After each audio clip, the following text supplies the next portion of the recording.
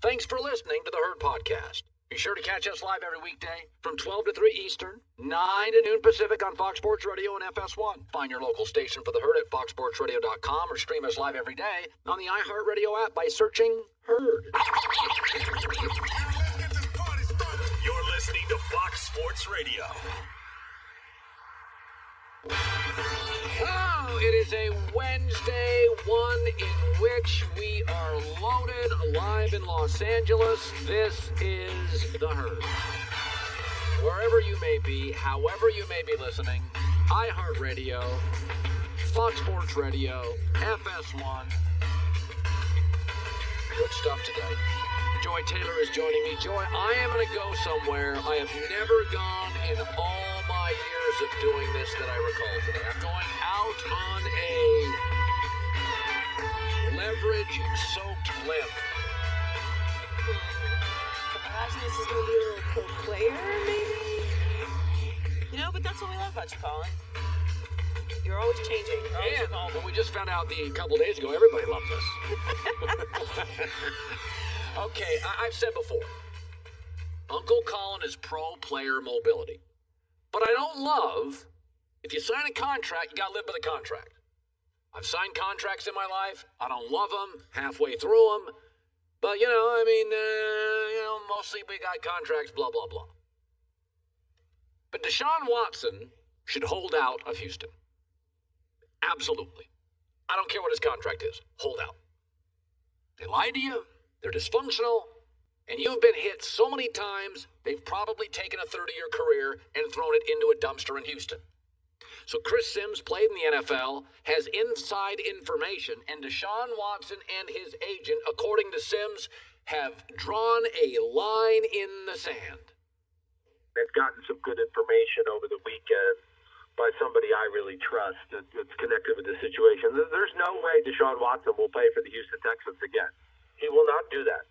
He is willing to sit out the year from what I've been told in this situation. And he should. Let's think about this. From Deshaun Watson's perspective, top 5-6 quarterback in the league. He won't get less talented if he sits out. He won't get hurt if he sits out. He won't forget to play quarterback if he sits out. And he won't lose any market value if he sits out. Now let's go to the Houston Texans if he sits out. They'll be unwatchable. Their merchandise sales will absolutely plummet. 4th place is guaranteed. The owner's franchise, frankly, probably loses value. And it won't be nearly as attractive a place for free agents to go. Who wants to go to an 0-16 or 1-15 team? Lots of teams and lots of general managers are going to want Deshaun Watson. Nobody wanted the Houston Texans job. Nobody. That's why they hired a 65-year-old coordinator or a 65-year-old coach who'd never been a coordinator. Nobody wanted the job. Deshaun Watson's played 4 years, probably has 5 to 6 peak years left. It's becoming very much an Andrew Luck situation. They took years off his career. He got hit too much. And I want you to think about this as well. Because I believe if Deshaun Watson sits out, they're going to have the worst coach and the worst quarterback situation in the league. So in the division, David Culley, the coach, is going to face Urban Meyer twice, Frank Wright twice, and Mike Vrabel twice. That's 6 games guaranteed he's outcoached. Houston also has the misfortune this year of facing the NFC West. So he'll face Pete Carroll, Kyle Shanahan, and Sean McVay, outcoached. They also have to face the AFC East, Sean McDermott, Brian Flores, and Bill Belichick, outcoached. Throw in Kevin Stefanski for Cleveland, excellent young coach. So I'm just saying minimum. I don't know if Robert Saleh can coach yet. I don't know. I don't know about Brandon Staley with the Chargers. They face them. I have no idea. I don't know what we call Cliff Kingsbury yet. I think he's got a year left. But minimum 13 of 16 games, Houston will be outcoached. And if Deshaun sits out, in 16 games, they'll be out-quarterbacked. Why should Deshaun Watson go into a gunfight with a straw? Why? He's not going to forget how to play football. He's not going to get hurt sitting out. He's not going to lose his market value. He's not going to... Why? Why in the world would you play? I'm not saying every time an individual has leverage over a corporation, they have to extract it. I mean, if you think your corporation's well run, you like the people, you feel you get support, you don't need to pinch every penny. You don't need to extract every inch of leverage.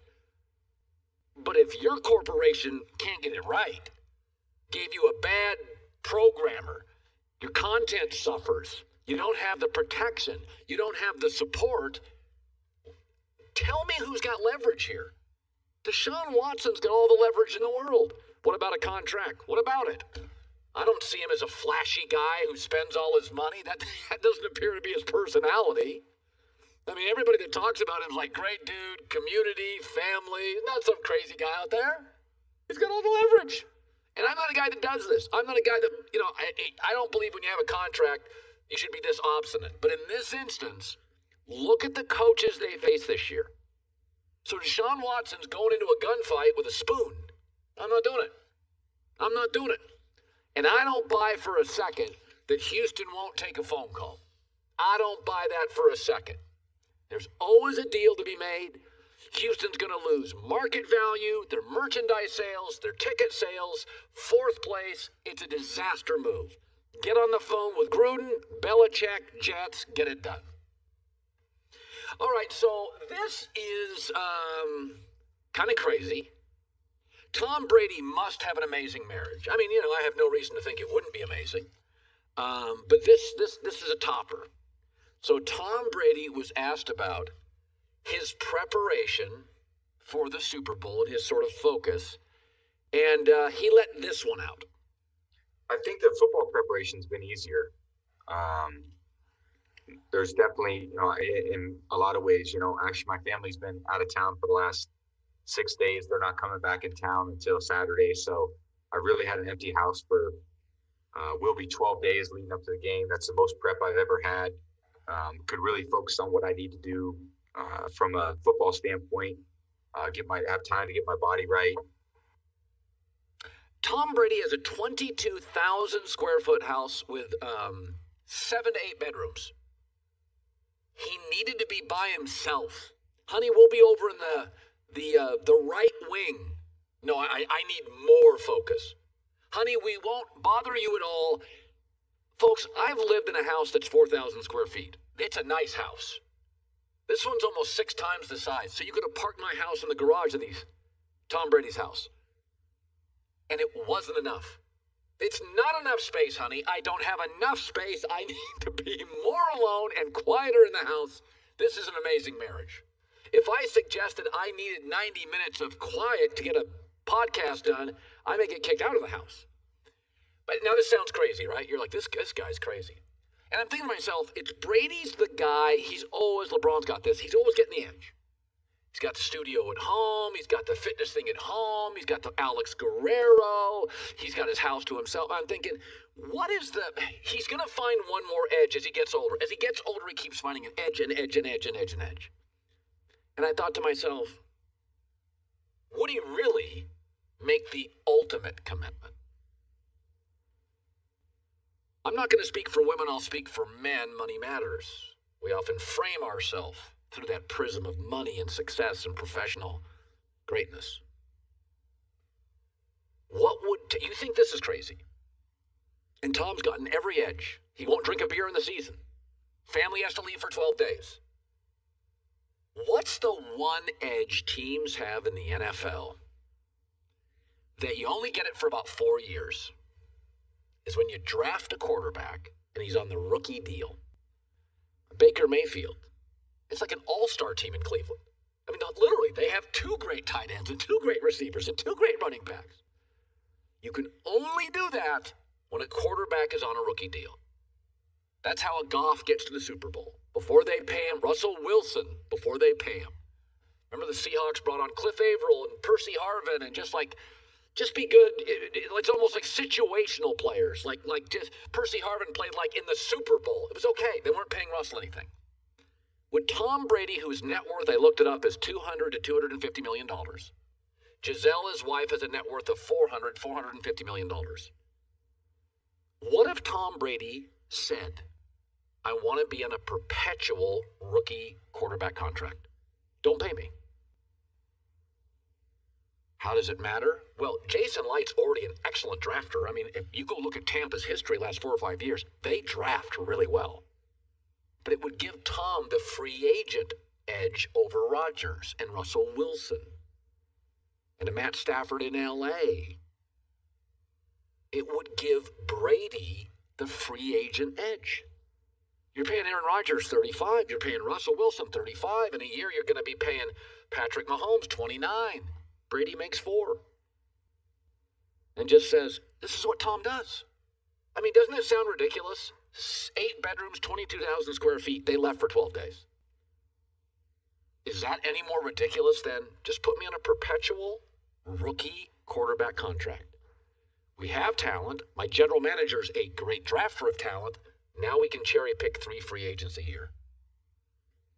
The dude is like next level commitment.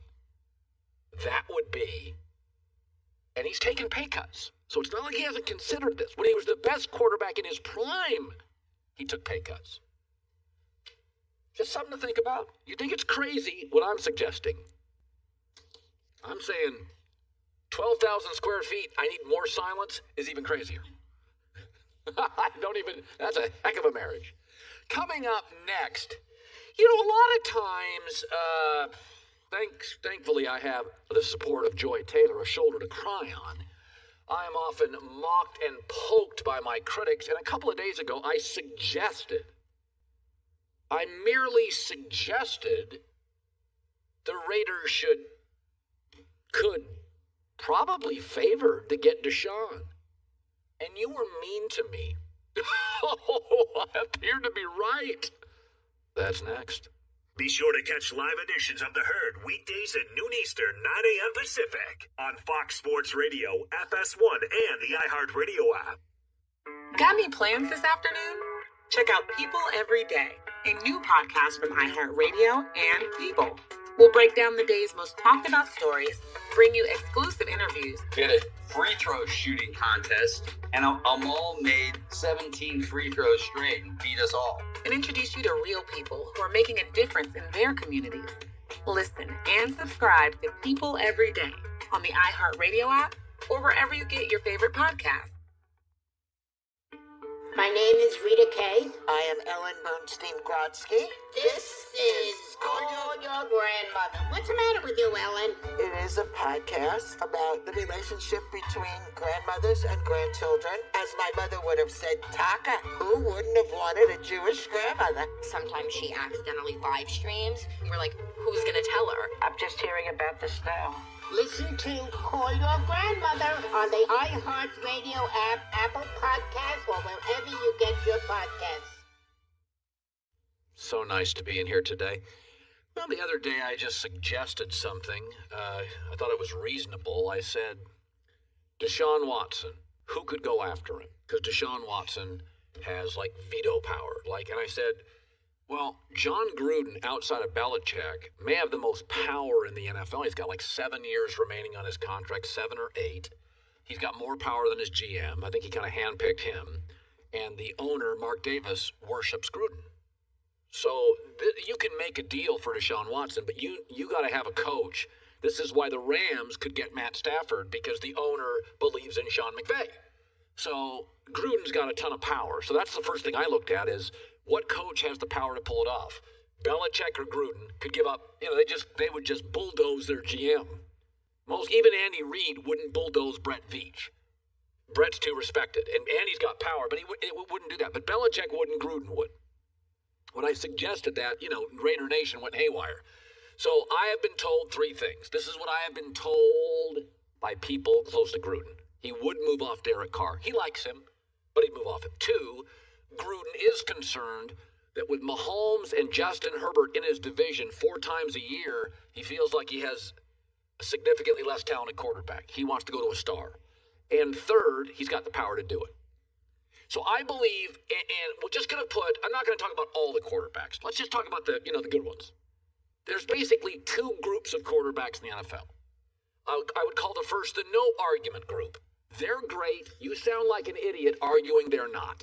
There's not many of them. There's 6. Patrick Mahomes, Josh Allen, Tom Brady, Russell Wilson, Aaron Rodgers, Deshaun Watson. Stop talking. They're great. Some are playmakers, some are big, some are fast, some are strong, some like Brady just elevate everybody. Nobody's arguing. This is the no argument class. They're different. They play different. They look different. They throw different. They may run different. Then there's the guys that are really good. I mean, they start in the NFL. They're good. But we argue about them all the time. And there's about 8 or 9 of these guys. Lamar, we don't love the way he throws. Dak, we just like everything but the throwing part. Kirk Cousins shrinks. Matt Ryan, Matt Stafford, Derek Carr, Jimmy Garoppolo, Justin Herbert, and Jared Goff. Now, I'm not going to count Kyler Murray or Baker Mayfield yet. You might, but just give me 7 more games with each. Let me see Baker after success if he puts weight on again. And Kyler is getting better, but let's see about 7, 8 games. I think Burrow will be in this very quick. So we've got 2 food groups here. The 6, no argument. The 9, we argue about how good they are. So let me ask you, if you want to get a no argument guy from an argument guy, what's it worth? Well, in negotiations, the key is, what do I need? What void do you fill? So the Houston Texans need a better infrastructure, and they need a happy quarterback. So they get Derek Carr, and let's say 3 number 1 picks and a player. So I got a happy quarterback, I get a good player, and great draft picks. I don't have any, I need them. What the Raiders need is a superstar that can go toe-to-toe with Justin Herbert and Patrick Mahomes, and they feel like, our guy's as good as their guy. It serves both needs. It's not outrageous. It actually makes a ton of sense. And there's stories out today, the Raiders, Derek Carr, Deshaun Watson, several NFL insiders expect the Raiders to take calls. They may need a third team. They believe that Derek Carr is worth 2 first-round picks. I do too if they're middle first round to later first round. I'm not giving up the second pick and the second pick back-to-back years for him, but I'd give up the 17th and the 21st for him. But it's just not that unrealistic. There's only 2 real groups of quarterbacks, the good quarterbacks in this league. The 6 guys we just don't argue, you sound like an idiot. And then the others that you can have real arguments. Who's better? Stafford, Matt Ryan, Dak. You can have real arguments about this stuff.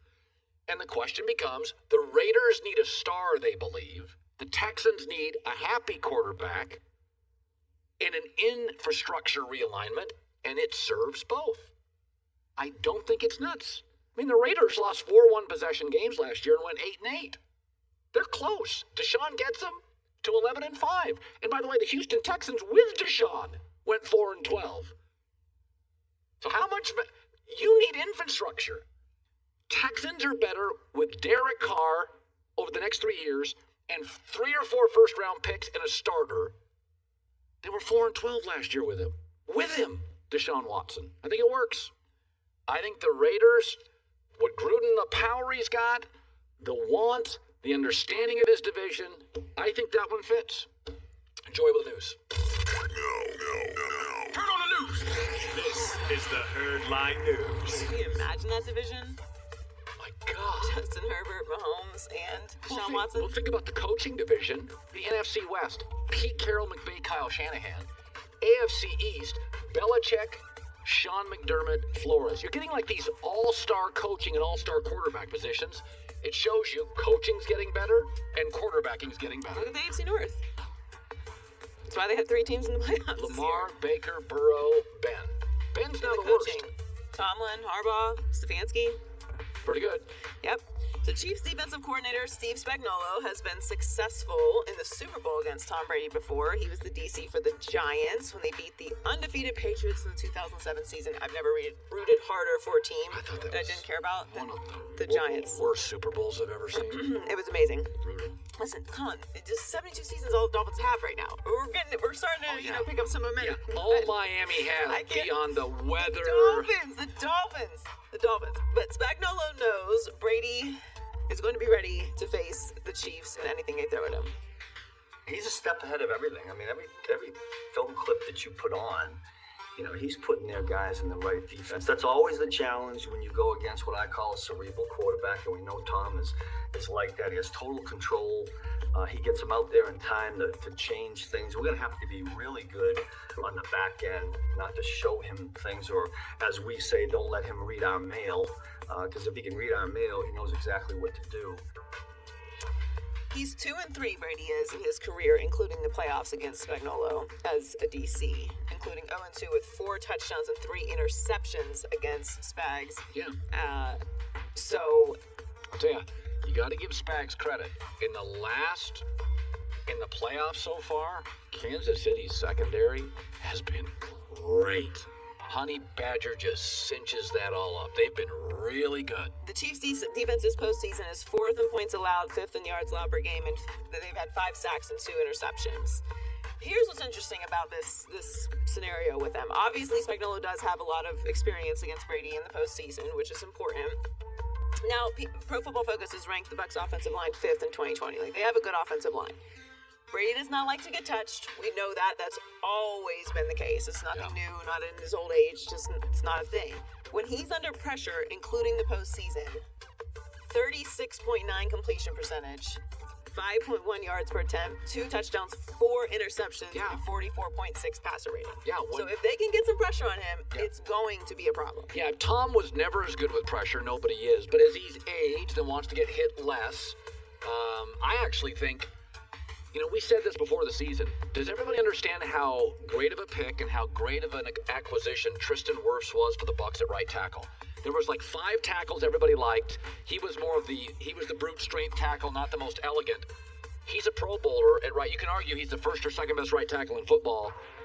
If he doesn't work, they got a tackle issue because they did lose their left tackle for a while. So the reality for him, the interior of the Bucs O-line's been good. They're like ornery, really good.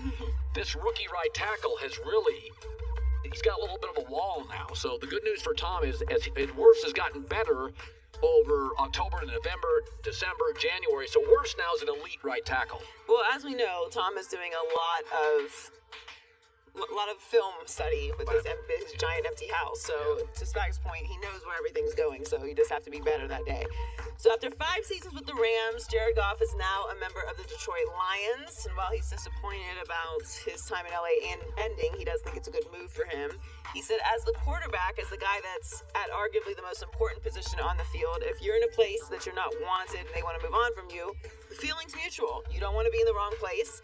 It became increasingly clear that was the case. The trade is something I'm hopeful is going to be so good for my career.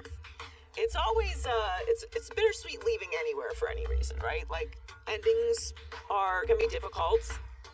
How you transition from one thing to the next, different people handle it differently. Like someone like you and I who's moved around a lot, I don't get super attached to like places and things because it's like I'm used to change and I'm comfortable with that. Right. But in trades, sometimes we look at them like, okay, one person's being traded because they're bad or they're not playing well, or and sometimes superstars get traded.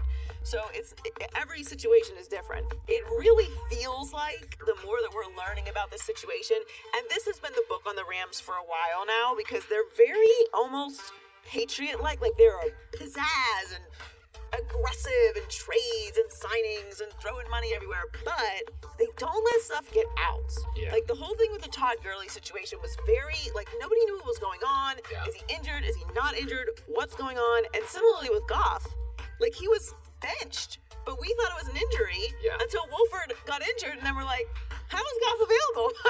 Why is Wolford out there if Goff is available? I will tell you this, I have been in correspondence with somebody inside the Rams organization. They don't like Goff being beat up.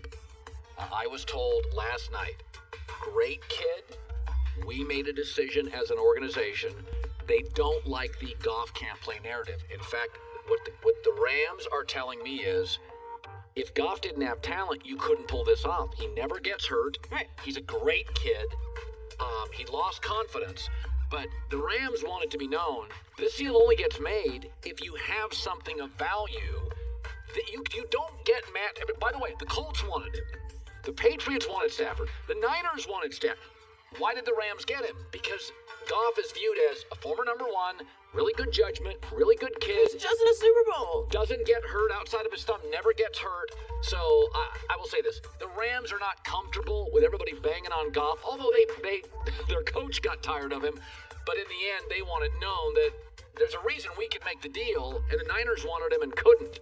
Because we had Goff. This doesn't feel like a messy situation outside of the whole, like, McVay was out on him thing. Yeah, publicly for about 3 weeks. Right. Bad, yeah. So Jimmy Garoppolo's time in San Francisco could be over soon. The 49ers have reportedly been looking for an upgrade at the quarterback position for next year, but George Kittle still has all the confidence in the world in Jimmy G. I still believe in Jimmy G. I think he's an incredible quarterback. I think he can lead us to another Super Bowl. I think we can win the Super Bowl with him. And I can't even talk enough about his leadership skills on and off the field. So I feel like I've answered this question about 200 times now since I last talked to you guys after last Super Bowl. But you know, I'll keep dying on this sword because I think Jimmy G's a fantastic quarterback. He's not bad. He's just always injured. Okay, that's right. So the Niners and the Rams both wanted Stafford. Why did the Rams get him? Because Goff is viewed as a better prospect than Garoppolo inside NFL circles and by Detroit. And oh, by the way, to your point, I looked this up this morning. Listen to this. It kind of blew me away. Remember the Garoppolo Kirk Cousins rumors? Right. And we were like, what? Talked to somebody last night. I said, explain it to me. Because on the show yesterday, I'm like, I'm totally confused. So I texted somebody last night.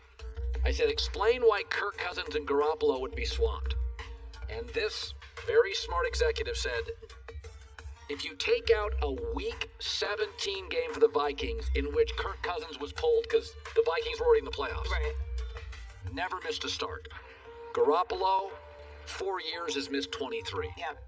And he said Kyle Shanahan may not like Cousins significantly more than Garoppolo, but he's tired of going to his third quarterback.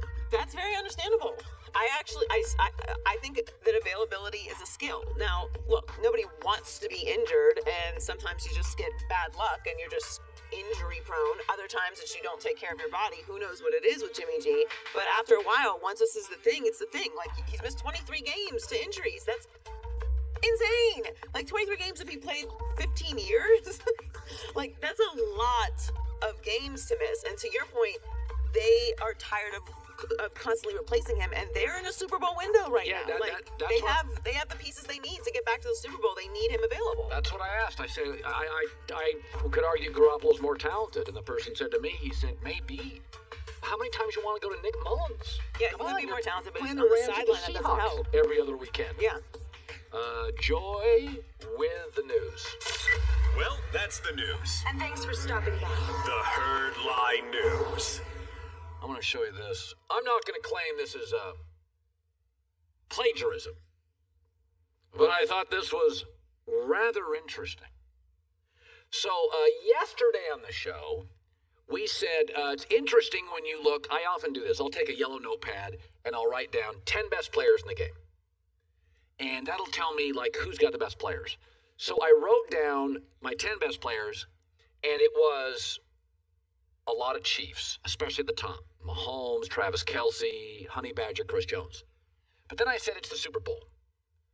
Situational football is going to mean a lot. Let's go to 15. And 9 of the 15 best players were Tampa players. So Kansas City had better high-end talent. Tampa's got more good players.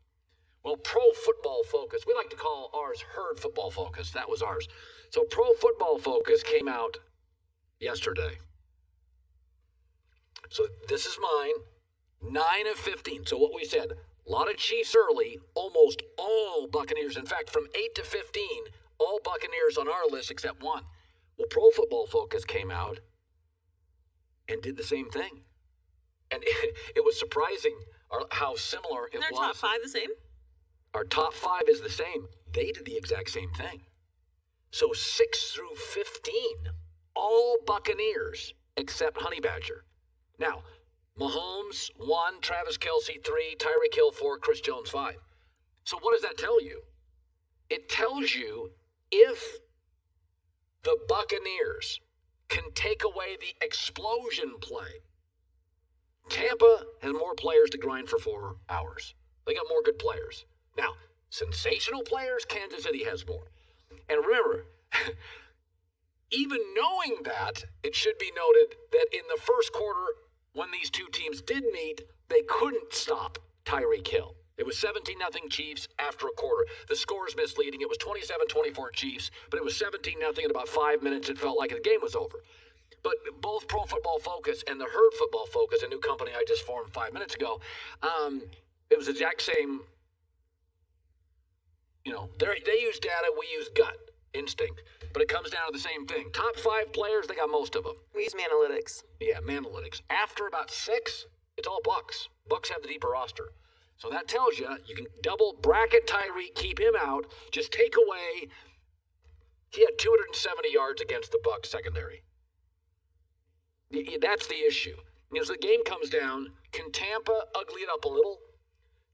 We got more good players than they do. We just got no huge Mahomes over-the-top touchdowns. We just can't give those up. We did the first time. We got blitzed. All right, Willie McGinnis, who I think has, I could be wrong on this, he may have the most sacks. Didn't he have the most sacks in NFL playoff history? He does, 16.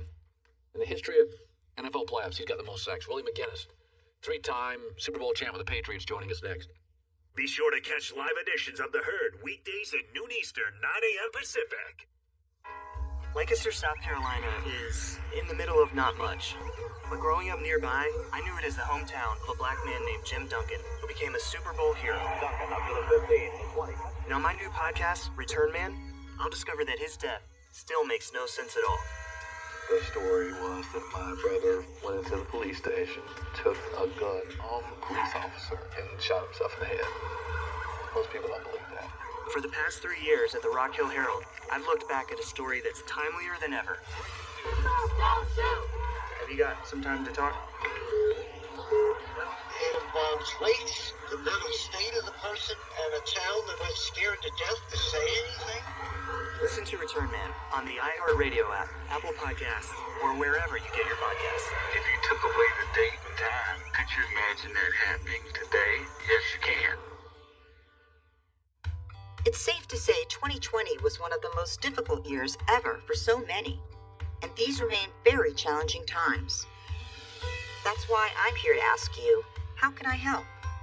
My name is Dr. Gail Saltz, host of the new weekly podcast, How Can I Help? With Dr. Gail Saltz, brought to you by the Seneca Women Podcast Network and iHeartRadio.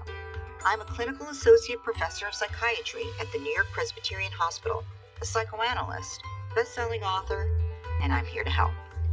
Join me every Friday, where you can ask your most pressing questions and get helpful guidance on topics ranging from coping with anxiety and mood, relationships, to family and parenting issues, to workplace dynamics, to dealing with COVID fatigue, and everything in between. While it's been a tough time, you don't have to navigate it alone. So, how can I help? You can send your questions anonymously to me at howcanihelp@senecawomen.com, and I will answer with specific advice and understanding. Listen to How Can I Help with Dr. Gail Saltz on the iHeartRadio app, on Apple Podcasts, or wherever you get your podcasts. New tracks, new teams, and a new champ. The 2021 NASCAR season starts in just 2 weeks with the Great American Race, the Daytona 500, February 14th, only on Fox. Willie McGinnis has the most sacks in a single playoff game in the history of the NFL. He had 4.5 in one. That's a lot of sacks.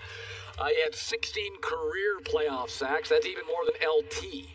So you're talking about an all-timer, Willie McGinnis, the former USC Trojan, 3 rings, 15 years, multiple Pro Bowls, is joining us live, brought to you by Mercedes-Benz, the best or nothing.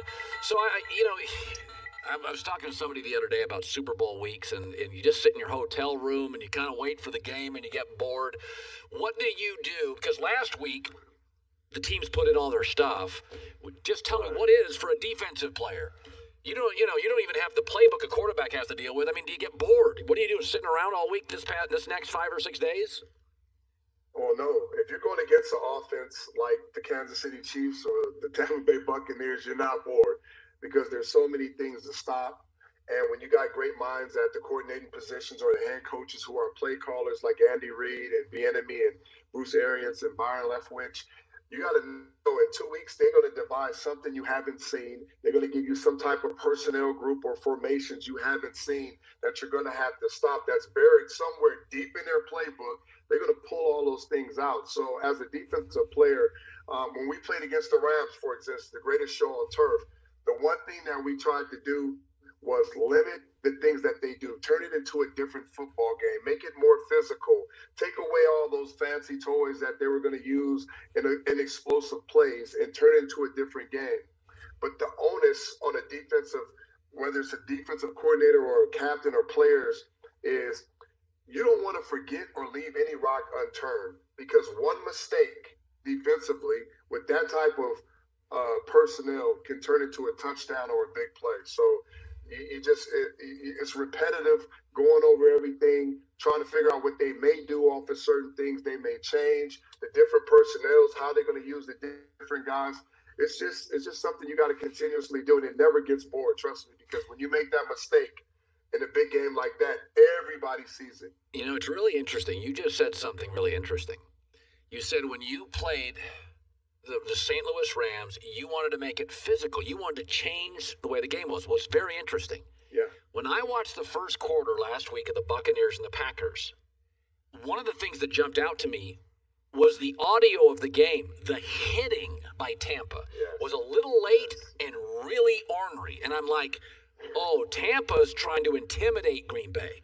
Yes. That's very, by the way, Green Bay's got all the toys, Kansas City. It is funny, when I look at it, Todd Bowles is super aggressive. I mean, Vita Vea, JPP, Shaq Barrett, Levante David, these are like nasty guys. They're like physical guys. Yes. So what you're saying is probably same thing. Tampa wants this to be a street fight. They want it to be the octagon. They just want to they may hit late. That's what they do. Well, I don't know about hit late, but you want to be physical and hit early and often. If you look at the Kansas City Chiefs, Colin and Joy, who comes up to the line and aggressively jams their receivers? Nobody. Who jams Kelsey? Nobody, because they don't want to get beat off the ball and they don't want their receivers to run by people. But if you devise a plan where you can slow him down and Mahomes can't deliver the ball when he wants to get the ball out of his hands, and you throw the timing off, then that allows your front four or five, which the Bucs have been getting pressure with, 4 guys, 4 or 5, they've been getting to the quarterback. It allows them to get to the quarterback. And teams don't understand that. That's why Bill Belichick and Parcells and some of these other great defensive minds, are so good, because they understand in order to get rushed, you don't always have to come up with some crazy blitz or come up with these type of different schemes. You got to allow the quarterback to not have his first options and pull the ball down. That will give the front 4 or front 7 time to get there. And teams are so nervous about getting ran by Robinson and Tariq Hill and Watkins and all these fast guys that they have, they don't even give it a chance. So then they're at the offensive mercy of trying to figure out what else to do and jumping in the zone, jumping in man, and being one-dimensional, and it never works against those type of teams. So you were in multiple Super Bowls with Brady and Belichick. Does it feel different? Are there more plays? Is it more intense? What is a Super Bowl? Does it feel different being in a Super Bowl? Now, I know Belichick's not coaching now, but when you're in with Brady, and Brady takes a lot of the Bill Belichick stuff over, that intensity and that details. So now you're going to have Brady, which you've been in Super Bowls with him, and he dictates practice and dictates tempo and terms. Is it different? It's intense. Hell yeah. It's intense and it's different because the mindset is every play counts. Every play means something. And you don't keep looking back, but how you approach the football game, how you prepare, the momentum swings that you face in the game, the in-game adjustments and halftime adjustments, all that stuff is critical. So yes, it's intense, and you got to have the right mindset going in. You can't be wilted by one play or one thing that happens. You got to be physically and mentally tough in every situation. And to know is to experience. So a lot of those guys who have never experienced that type of environment and the intensity and the things that go on, sometimes they can be overwhelmed. Yeah. But the guys that have, they have that mindset, so they don't wilter when those certain situations happen. Yeah, Brady's got a huge experience advantage. He has been there, and he is, you can just see he is clearly, obviously, kind of taken the baton from Bruce Arians. This is kind of Tom's team now. It almost feels like Tom's team and Todd Bowles' team, to be honest with you. Bowles super aggressive. I want to throw this out there. I'm generally not a big fan of holdouts, but in Deshaun Watson's case, I'm totally supportive. I think it's a mess. It almost feels like a cult. When you look at the Deshaun Watson situation, do you back up him holding out? Where do you land on that? I think it's a tough situation because Deshaun Watson has done everything right in his career on and off the field. And for him to be this disturbed about a situation and somebody and not to have input on the next head coach, which usually makes a big difference with your franchise guy who you're paying a lot of money, who you pretty much created and put personnel and everybody around to have success. It is to me a little disturbing. Now, Nick Caserio, who came over from the Patriots, he wasn't involved in all the melee that happened prior to, but he has been in some of these difficult situations with players and staff and different things to understand how to pretty much go in the inner workings of that and try to figure things out, have conversations, bring guys together, put people in place. That's why he's there. I would say to ownership that you have to listen to your players. If there are a group of players, important, impactful players, the best players on your team speaking out, don't ignore what they're talking about. Sit down, listen to what they're saying, and see how that affects your team. If the players are not buying in, it doesn't matter who you bring in as a coach, who you bring in as a GM, who you bring in wherever, you will not win football games if the players don't buy in. Yeah. So everybody on every level, they have to be on the same page. Deshaun Watson is not only standing for what he believes in and holding out, but he's standing for all the other players that don't have the status or the voice to do and say what he's saying. So it's not just him. Understand that. That is very important. He is representing a lot of players on the Houston Texans who firmly believe exactly what he believes. But because he has the power and the voice, he is the one taking the onus of holding out and putting it out there. Yeah, well said. Good stuff. Willie McGinnis, 3 rings.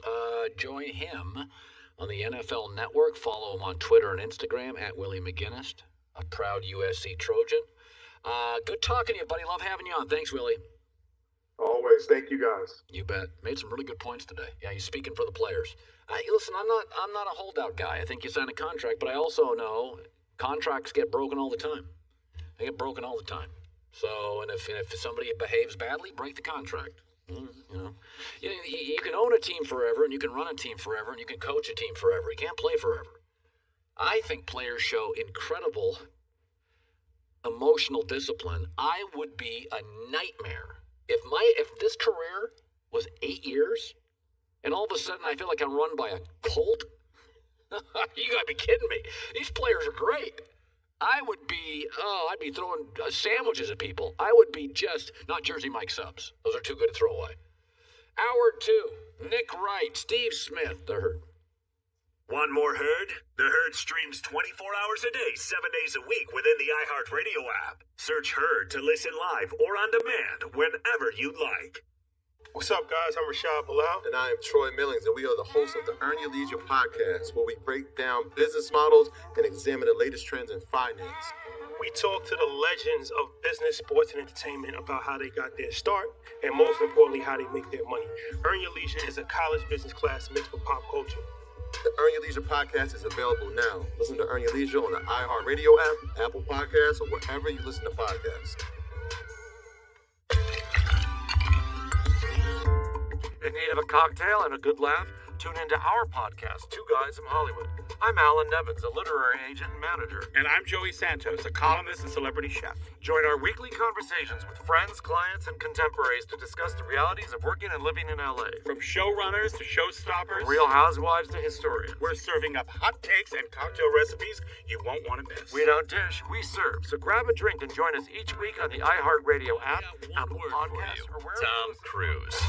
On this new weekly podcast, Meeting Tom Cruise, we're going to talk about Tom Cruise. Everyone who's met him has an amazing story to tell. Hey everybody, I'm Jeff Meacham from TV's Blackish. I'm Joel Johnstone from The Marvelous Mrs. Maisel. We are inspired by Tom Cruise. But we've never actually met Tom Cruise. But after we talk to some people who have, maybe we finally will. It's not impossible. Listen to Meeting Tom Cruise on the iHeartRadio app, Apple Podcasts, or wherever you get your podcasts. In need of a cocktail and a good laugh? Tune into our podcast, Two Guys from Hollywood. I'm Alan Nevins, a literary agent and manager. And I'm Joey Santos, a columnist and celebrity chef. Join us as we host weekly conversations with our friends, clients, and contemporaries to discuss the realities of working and living in Los Angeles. From showrunners to showstoppers, From Real Housewives to historians. we're serving up stories, knowledge, and of course, cocktail recipes you won't want to miss. We don't dish, we serve. So grab a drink and join us each week on the iHeartRadio app, Apple Podcasts, or wherever you listen to podcasts. We'll talk at you soon. Thanks for listening to the Herd Podcast. Be sure to catch us live every weekday from 12 to 3 Eastern, 9 to noon Pacific on Fox Sports Radio and FS1. Find your local station for the Herd at foxsportsradio.com or stream us live every day on the iHeartRadio app by searching Herd. You're listening to Fox Sports Radio. Oh, here we go. Hour 2. We are live at Super Bowl week. It's Los Angeles. It's the Herd, wherever you may be and however you may be listening. Fox Sports Radio, iHeartRadio, and FS1. Jersey Mike's Day. Herd brought to you by Jersey Mike Subs. Be a sub above. Last night I watched about 20 minutes at the end of the Brooklyn Nets game. Yep. Wildly entertaining, terrible defensively. And then I watched the Russell Crowe movie. It was called 3-something, 3 Wide or 3. Crazy. Good movie. Couldn't turn it off. Good movie. Crazy movie. So I had a fun night, and then I had chicken parm, pasta, went to bed at 8:20. Pasta is like your new melatonin. It is. Just puts you to sleep. You know, I am considering giving up working out forever. I haven't done it for a few days, and I've got to be honest with you. I'm very happy and content. Yesterday I had the choice of a 40-minute run or delicious chicken nachos, and the nachos won again. They're on like a 9-choice winning streak. Totally okay with it. I mean, listen, I've been there. It happens, especially these days. It's much easier to pick the happier option. Yeah, we're working hard. Yeah, also, it's just like a lot of stress in the world right now. My life is nothing but stress. Yeah. I need subs. By the way, so I suggested a couple days ago, Derek Carr, Deshaun Watson, bunch of picks, and everybody, yelled and screamed at me, and now the stories are out that the Raiders, if they can get 2 first-round picks for Derek Carr, would then package them with their own first-rounders in 2021-22, and they give up 4 first-rounders to get Deshaun Watson because they believe with Mahomes and Justin Herbert for the next 10 years, Gruden's like, I need a superstar. So I suggested this 2 days ago, got ripped, now it's out. And some people have said you can't get 2 first-rounders for Derek Carr. So I'm going to throw this at you. The 2 years in Derek Carr's career when he had the best protection, the best offensive lines, was 2016 and this year. Here's the numbers. He's really good. He averages in those years 28 touchdowns, 7 picks, a passer rating of 98. And he's 20-11. And he completes about 65% of his throws. You're going to tell me that's not worth 2 mid-round first picks? You gotta ask yourself, Indianapolis Colts, on the market right now. Could you do better than Derek Carr? Stafford's off the market if you're the Colts. Jimmy G gets hurt too much. You're not getting Deshaun Watson. He's in division. Well, what about Carson Wentz? $33 million cap hit. 4 years left on it. Hurt a lot. Derek Carr's a $21 million cap hit. Almost never gets hurt. And oh, by the way, it's a 2-year deal. So even if you don't love Derek Carr and you like him, it's 2 years. And then you can negotiate. So I think the Raiders, I think it works here. If I'm Houston, I get a bunch of first-round picks and Derek Carr, who's happy. And I don't know how good Derek Carr is. I've always said he's top 12 in the league. He may be 12, but he's somewhere in that group. When you give him protection, he's really good. And now you're getting all these first-round picks. Attack your offensive line. Jersey Mike's, are they here yet? Because my stomach's growling. Okay. He usually joins us last hour on Wednesdays. He joins us now this hour. Nick Wright, co-host of First Things First, who used to work in Houston, did radio, joining us now live via the Coward Global Satellite Network. So I went full force supporting Deshaun Watson, Nick Wright, today. I went full force. Is he looking at us? What is he doing? Is he there? Can Nick hear us? Oh, I don't think he can hear us yet. Can you hear me yet, Nick? No, he can't hear us yet. All right, let's go. We'll wait till he can hear us. Okay. He can't hear us. He's very serious. I knew he was too serious. He can't hear us yet. Get the audio figured out. He looked very serious. It happens. It's television. We're doing this from all over the world. It's the Global Satellite Network. Sometimes stuff gets mixed up. You know, I was thinking about this. We've talked about this. When we first started the show, we don't take phone calls and we don't do like cell phone guests. Yeah. We just want higher quality because it's a television show and a radio show. So we don't do phone calls from callers. And once we made it a TV show as much as a radio show, you eliminate that stuff. So for a long time, for the first couple of years you're here, we only did in-studio guests. We thought, oh, you can't do people like Skype or... Now we've been forced for a year to do only those type of interviews. And I think about this all the time. It gives us such an advantage. Yeah. When we get over this thing, now that may be 5 years. I mean, who knows what's going on with vaccinations and this new strain. It could be a while. But it's like, it's amazing how we have been... No, it's opened us up to so many new guests, people from all over the place. And we've had people in their car. Actually, a lot of players that we've had on the show go out to their car to do the interviews, and the connection is perfect. Yeah. All right, Nick Wright's now ready. Let's go to Nick Wright again. Not yet or yet? It says, all right, not yet. Well, maybe we'll go on to something else. I want to throw this at you. So, the Jimmy Garoppolo stuff massively confused me 2 days ago at the end of the show. So there was kind of a rumor out there. I had been texted something, and then it was on the internet, that the Niners were interested in Kirk Cousins instead of Jimmy Garoppolo. My takeaway was, God, give me a break. You guys are making Jimmy Garoppolo to be some third stringer. Give me a break on this. So yesterday, and there's a story out today from somebody who covers the 49ers, that the 49ers went after Matt Stafford, and the Rams got him, and they weren't real happy. So I called yesterday somebody, and I said, explain the Cousins-Garoppolo thing. Like, I don't get it. It doesn't make any sense to me. And so here's the Garoppolo story. In 4 years, Kirk Cousins has missed 1 start. In 4 years, Garoppolo has missed 23. And the person told me, he said, listen, the bottom line is the reason the Rams got him because they had something of value. You can say what you want about Jared Goff, but he's been to a Super Bowl. He's never hurt. He has good off-field judgment. He's a nice kid. People like him. He throws a beautiful ball. He said, Garoppolo now, he goes, people thought the Rams were trapped. Maybe it's the Niners that are trapped because Garoppolo's hurt too much. So when you're average and hurt a lot, maybe the Niners are trapped on this. We never think about that, but it's you start looking at San Francisco. Don't kid yourself. The Niners and the Rams both wanted Matt Stafford. The Lions weren't interested in Garoppolo. The Lions were interested because by the way, they gave up first-round picks. The Niners could have given up picks. Both wanted Matt Stafford. The Rams, who we thought were trapped, got him because Garoppolo's value on the market is less than Kirk Cousins. That's what it comes down to. So that's what I'm being told right now is that a couple of phone calls and everybody said, the Rams went into their analytic package and they thought, in the end, we got to get better at quarterback. We're just not good enough. And we all thought they were trapped. But the 49ers, a year ago, and that's how this league changes so quickly. 1 year ago, we were convinced the Niners were going to be great for 10 years. Now, off a losing season, and you wonder if they're trapped with Garoppolo. I'm also told this. There are people around the league that are worried that his last injury is more serious than the Niners are letting on. Because we thought he may come back and play at the end of last year, and he's not going to play. There are people that are concerned that Garoppolo's health is worse than people are letting on. So it's funny in this league who gets trapped, who's not trapped.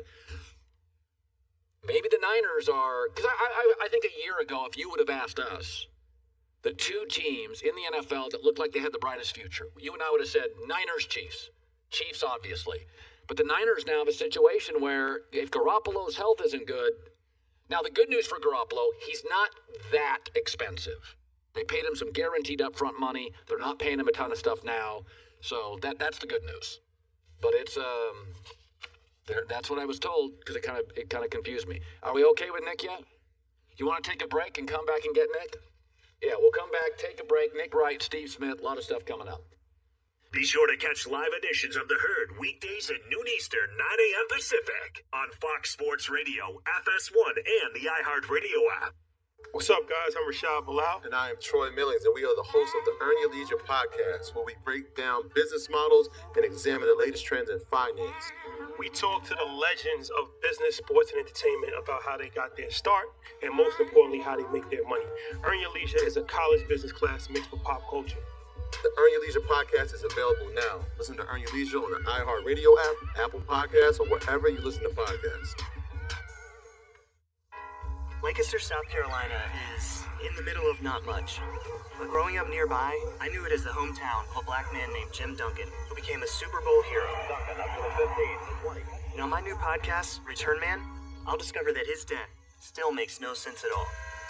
The story was that my brother went into the police station, took a gun off a police officer, and shot himself in the head. Most people don't believe that. For the past 3 years at the Rock Hill Herald, I've looked back at a story that's timelier than ever. Have you got some time to talk?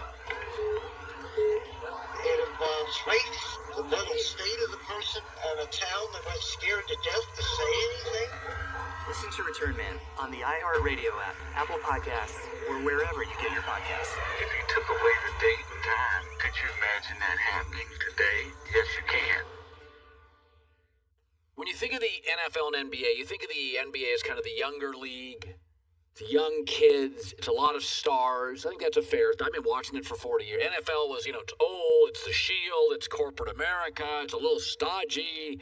The NBA was about player acquisition and free agency and shoes and stars and big personalities and unique games. And it's very interesting.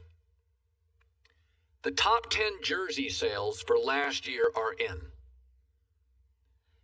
NFL's top 10 jersey sales. 7 of the 10 are young kids. Mahomes, Lamar, Tua, Juju Smith-Schuster, Josh Jacobs, George Kittle, Josh Allen. They're like young. Brady's the old guy, and Russell and Aaron are middle-aged guys. But it's a bunch of stars. Most of them are very good on TikTok. I mean, George Kittle can be a pro wrestler.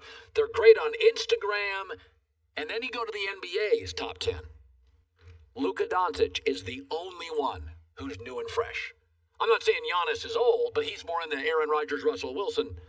It's LeBron, it's Curry, it's Durant, it's Anthony Davis, it's Dame, it's Kyrie, it's Westbrook. Great, I'm not saying they're not great players. But it is funny if you said, who's got all the new, young, verbal stars, flashy? It's actually the NFL. The NBA now is more the old vets, the old guys, the old heads, as they call them, the old heads. And it's just interesting. The NFL's done a nice job to make that March free agency. They'll never have the shoe deal of the NBA guys. But it is pretty interesting. And the NFL's done a good job to let the players celebrate a little more, embrace their social media a little more. I think Roger Goodell gets beat up a lot. I get it, but I've been on this for years. And he's a lot better than people think. He toes the line, but you don't hear him talking about Deshaun Watson. You see him supporting the players. NFL's done a good job. They have elevated a lot of these jersey sales now are kids. NFL's got all the kids. And with that, Nick Wright, co-host First Things First, is joining us live in New York City.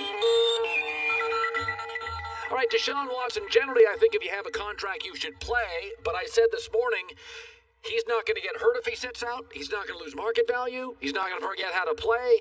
And the Texans, conversely, will be unwatchable. They could be 0-16. It'll hurt the equity. The owner will lose. Their merch sales will crash. I'm with him. Sit out, get out of that cult. Your thoughts on it? I'm 1,000% with him. And I do typically lean a little more pro player historically than you do. But I think everyone sees Deshaun has been nothing but a great teammate, a great pro, a great Texan. And he's been rewarded by the worst run franchise in the NFL that just finds new creative ways to implode. And I feel badly for Texans fans. You know, I used to live in Houston. A lot of them are really, really good people. They didn't ask for this, but Jack Easterby seems to have gotten the ear of the relatively new owner, Cal McNair, the late Bob McNair's son, to a degree that it looks like they're going to pick Easterby over Watson, which is just a wild statement to make. But they decided that DeAndre Hopkins was worth a second-round pick and an overpaid running back. So this has been a poorly run franchise since its inception, Colin. It is amazing to think that 385 days ago, they were up 24-0 on the Kansas City Chiefs, and how far they have in the playoffs, and how far the franchise has fallen in just over a year. So Tom Brady, this was pretty remarkable, has 7-8 bedrooms and 22,000 square feet. That wasn't enough. He needed complete isolation. His family's giving him 12 days off. He has not seen them for 6, and they won't be back until another 6. Has there ever been anybody this dedicated in your life? Well, I mean, one could argue I'm talking to him because I feel like Tom is taken out of your playbook. If I'm not mistaken, about half of the football weekends a year, you tell your wife, go to one of our many other properties. I need this whole thing to myself. I talk to you almost every Sunday. I'm like, where's Ann? You're like, oh, no, she left. I had to drill down on these takes. But it is, here's what I'll give Brady massive credit for. The guys who have done it incredibly long periods of time in other sports, near the end of their run, while I don't think their dedication wanes, they show some outside interest. Like even LeBron, he's still the best player in the world, but just being great at basketball isn't enough to satiate his appetite, right? So he's making movies, he's making television shows, he's getting involved in social justice. The guys we have seen play the longest, we have seen them start to dabble in other things. Brady doesn't. Brady's got the TB12 stuff, which is part of him playing so long, and does not seem to have any outside interests, which I think is what allows him to stay this dedicated and this sharp, and it's one of the most remarkable things about him, I think.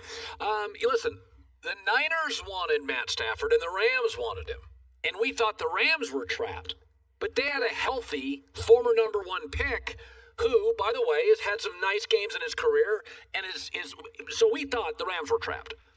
But the Niners wanted him, and they couldn't get him, because my question today is, what's Garoppolo's trade value? He's been slightly better than average, and he's always hurt. And so my takeaway is, I always like Garoppolo, but I am wondering now, in the last 4 years, he's missed 23 starts. You tell me, are the Niners trapped with him? Yeah, they have the worst quarterback in the division now, and that's the worst. Whenever you do like a preseason prognostication, always ask yourself this: does this team have the worst quarterback in the division? In which, if they do, they're drawing dead. If you looked at it this year, now retroactively, 7 of the 8 teams that had the worst quarterback in their division either finished last or second to last in that division. The only one that made the playoffs was the Bears, and they barely made the playoffs. In the playoffs, they were embarrassed, right? So Russell Wilson is obviously better than him. I would argue Kyler is better than him, and I think Stafford is at least potentially better than him. I like Stafford more, even though Stafford doesn't have the big game experience. Niner fans get hung up on, if you say you can't win a Super Bowl with him, they say we were in the Super Bowl with the lead. You could have won a Super Bowl with him. But that was the perfect storm. You still had Buckner. You had the greatest defense in the world. Saleh was still there. You had more weapons. The only way you can win a Super Bowl with Jimmy Garoppolo is a time machine to replay that fourth quarter. And I think the Niners are smart enough. They don't want to make the same mistake, and he's not Blake Bortles. I'm not arguing he's Blake Bortles. But the Jags made a mistake. Can you make a Super Bowl with Blake Bortles? Well, we had a fourth-quarter lead in the AFC Championship game with Blake Bortles, so why can't we? Because you can't. That was your one chance, and you didn't hit on it. You can't. So I understand why they would want to move off him. Finally, player rent. You do these pyramid things. They're fascinating. I'm into them. You go all in. I know the time you put into these things.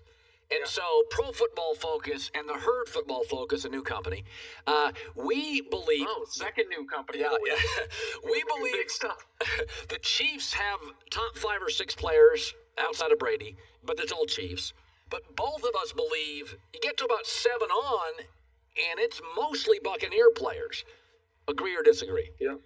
No, I think that's right. But I think that once you're at the Super Bowl, I think depth is a touch overrated. And by that I mean, you can argue that the way the Chiefs have built their team, being top-heavy salary cap-wise, having, a lot of stars, and then a bunch of role players with not a big middle class is incredibly risky because of the attrition of the season. But now you're in the Super Bowl. And obviously the big injury is no Eric Fisher. So Mike Rimmers moves to the left side. The last time Mike Rimmers played tackle in a Super Bowl, Von Miller had 2 strip sacks that flipped the game. So maybe that'll be the deciding factor. But I don't think it's a problem that the Bucs have, more depth of roster and more B and B plus players, because the Super Bowl should be determined by the A plus players, and there are 3 A plus players in this game, A triple plus. And they all play for the Chiefs. Mahomes, Hill, Kelsey. I think that'll determine it. And since you said that was the last one, I know we have to go. Congrats on everything this week, Colin, with the volume. I know how hard you've been working at it for a very long time. I'm so happy for you. Congratulations, man. All right, thanks, buddy. I do agree with him there. I do think the 3 best players, A+. I think Brady's great, but in terms of athletically matchup problems, Tyreek Hill's the world's fastest football player. Travis Kelsey is virtually uncoverable, and Mahomes is ridiculous. And I do think that. I go back to this on the Chiefs. I'm trying to talk myself into Brady doing it, winning, right? There's part of me thinking, okay. I can't get past this. The Buffalo Bills were on fire. And the Chiefs outscored them in that game at one point 38-6. Okay, I can't get past the fact that Cleveland was a good football team.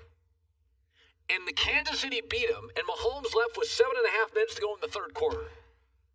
I can't get past that. There's no way the Bucs are here if Brady left 7.5 minutes to go against Washington or Green Bay or New Orleans. They wouldn't be here. So it's like, as much as all these ramifications and matchups, I just can't get past that.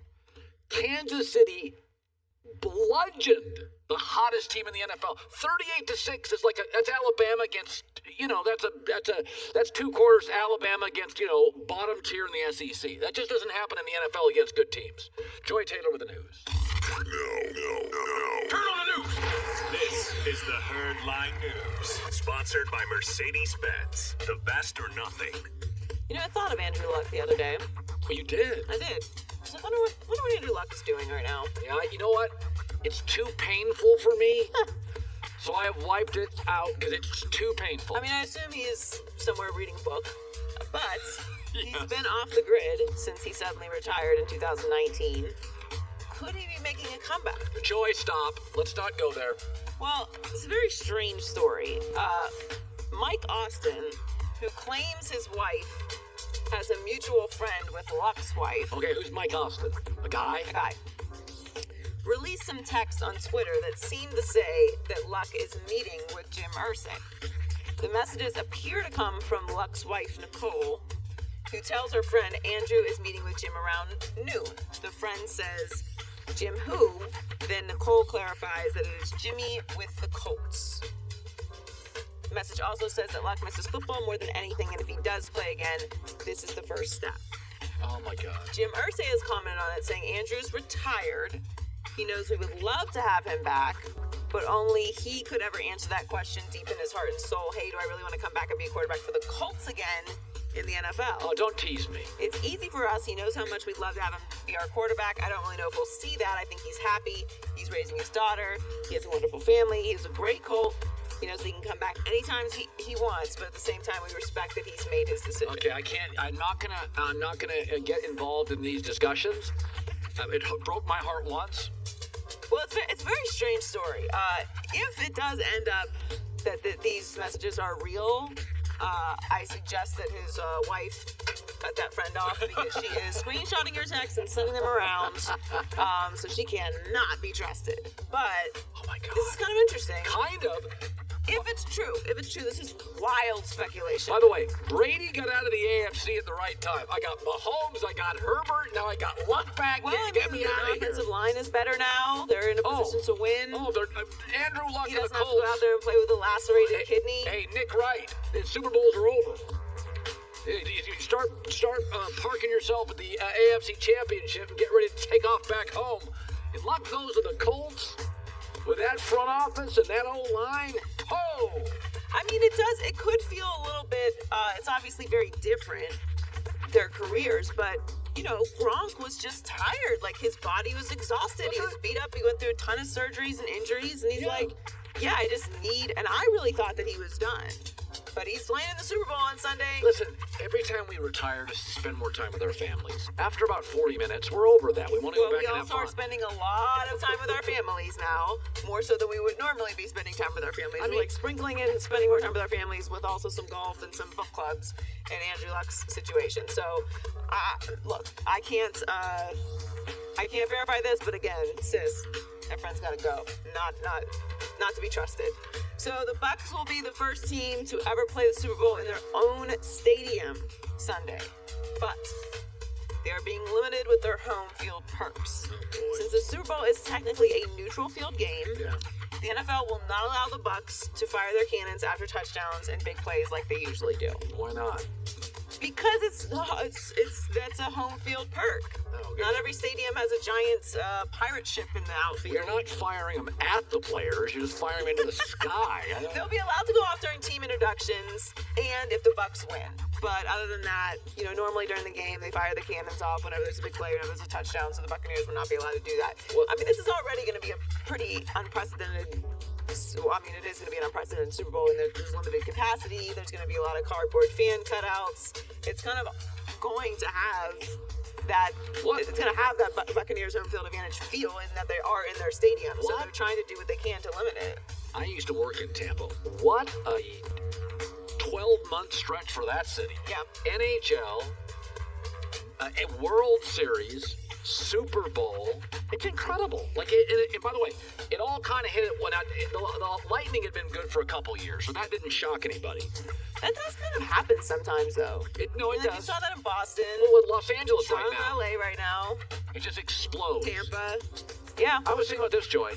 Remember we did the board on how many great athletes there are in Los Angeles right now. In the history of American sports, there have never been more stars in one city. We just added Matt Stafford.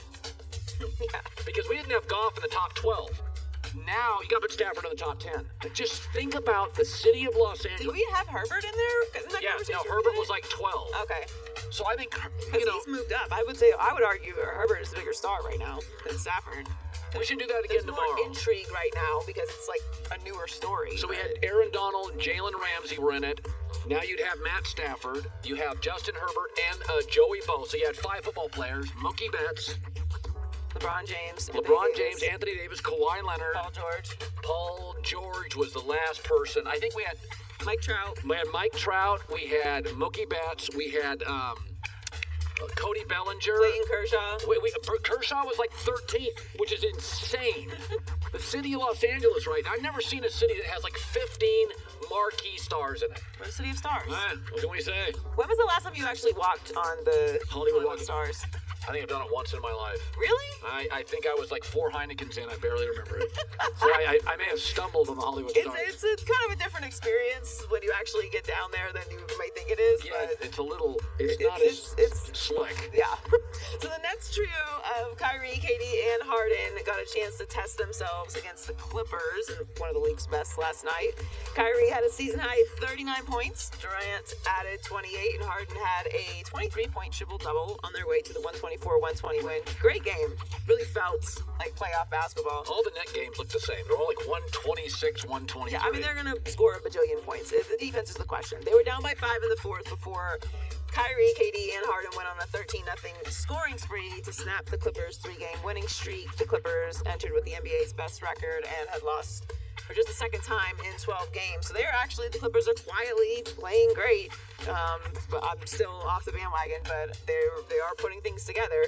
They certainly look great. I thought this was a really good win for the Nets. I know you're still skeptical of the Kyrie situation, and look, they've had some defensive woes over the past couple games for sure. But if they can get the defensive side of the ball tweaked enough, still some liability there. I still think they need to make another move. There's nothing wrong with being wildly entertaining and not winning titles. I mean, the owner may not like it, but I mean, they're a good product. Oh, I think that if you have Kyrie, KD, and Harden on one team, there's absolutely something wrong with not winning a title. You have to win a title. That's 3 of the top 4 scorers.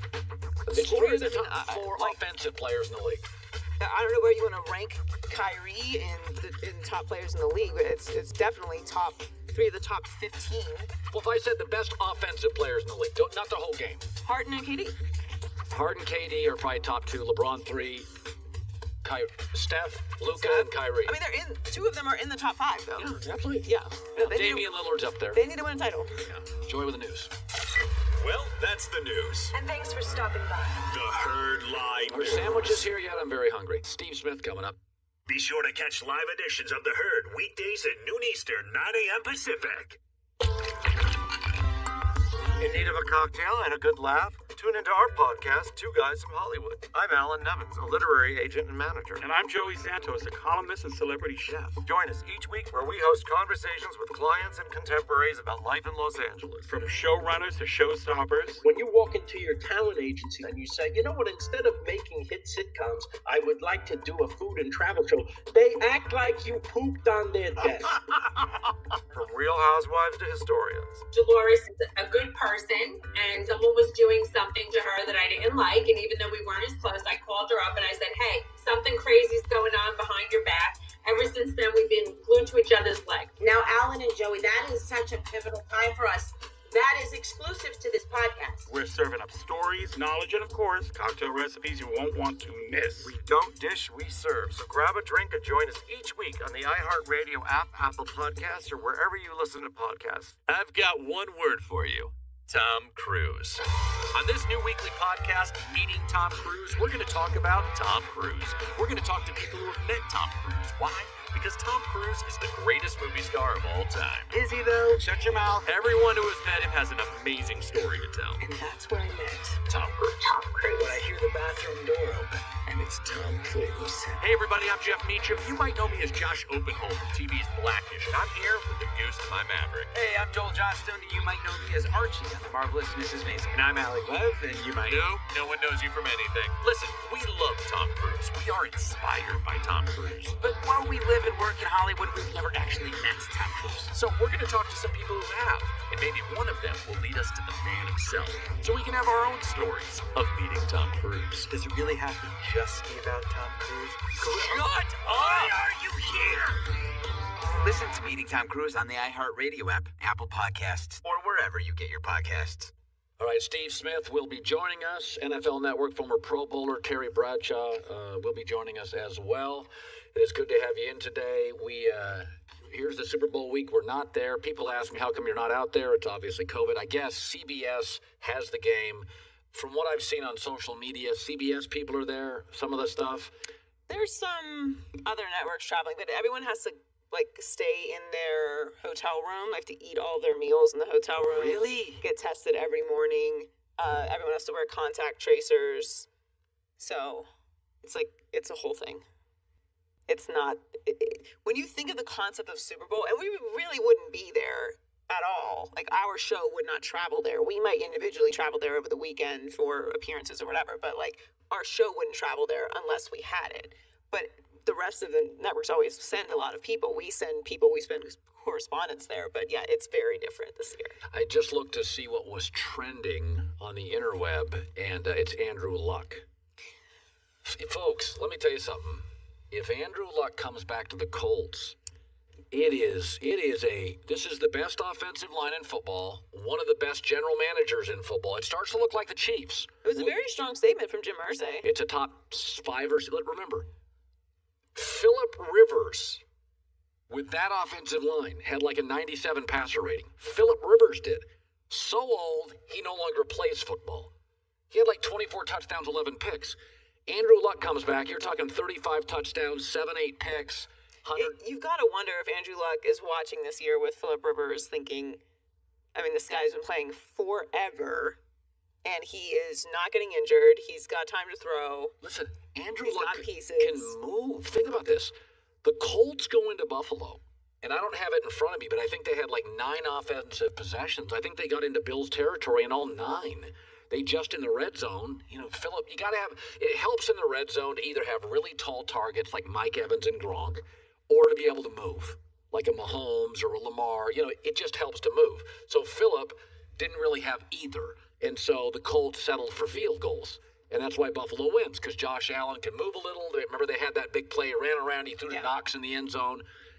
This is a huge story. And ask yourself, and this is nothing against Andrew Luck, but he physically had a lacerated kidney. I don't even know what that means. Sounds horrific. Okay, so Deshaun Watson had something so bad one time because the Texans' weak offensive line. He had to take a bus to a game. They said he couldn't fly to a game. Lung issue or something. Lung issue. And that's what we're dealing with. So the Texans and the Colts, similarly, bad offensive lines. It's an unbelievable story here if Andrew Luck comes back. Steve Smith, senior NFL Network analyst, 16 years in the NFL, gets Hall of Fame votes. 5-time Pro Bowler is joining us now live. 5 playoff appearances in his career. So I just read a story, Steve, where Tom Brady hasn't seen his family in 6 days. He won't see him for another 6 days. And that's with a 22,000 square foot house. He needed more space. I mean, you were a very committed player. I mean, how are you ever shocked by Brady's commitment and focus? No, I don't think it's Brady's commitment and focus, but it's protocol, and it's a lot of unforeseen, unexpected issues, and so they just got to kind of do things the best way they can. You see 2 Chiefs players have possibly tested positive or false positive or contact tracing because they were getting a haircut. So you just kind of understand that just to get through this game, you want to get through this game and play, not be able to experience that because of a small error, which can cost you something huge right now, because I don't know who is the backup quarterback for the Tampa Bay Buccaneers. And we don't want to find out who the backup quarterback for the Tampa Bay Buccaneers is in the Super Bowl. Yeah. So Pro Football Focus says of the top 5 players, Kansas City's got 4 of them. By about the 6th to the 15th best player, it's all Buccaneers. Would you rather go into a game with more high-end players, a handful, or with more really good B-plus players? That's a great question, but I also think that's a loaded question because how are we saying that some of the players on the Tampa Bay Buccaneers are B players? Vita Vea is a stud. Yeah. And what he has done, and he's only played in the playoffs once, and look how big of an impact he's made. Devin White was playing like a possessed linebacker, and when you have Vita Vea able to just gobble up all of those defenders and be able to occupy space and let that sideline linebacker play, I don't necessarily consider him a B player. I think we just have to do different levels, and we have to justify our existence by saying this player is B, this player's second team. The fact of the matter is, these are the 2 best teams in the NFL for the 2020 season. And there may be better players, more well-rounded teams, but they couldn't put it together at the right moment. Right. So these are the best two teams right now. So Tyreek Hill ate the Buccaneers alive last time they played. You tell me as a star receiver, what was the one way to slow you down? Is it bracketing? Is it physical play line of scrimmage? Like when you were at your best and you were dealing with, what was the hardest thing for you to overcome?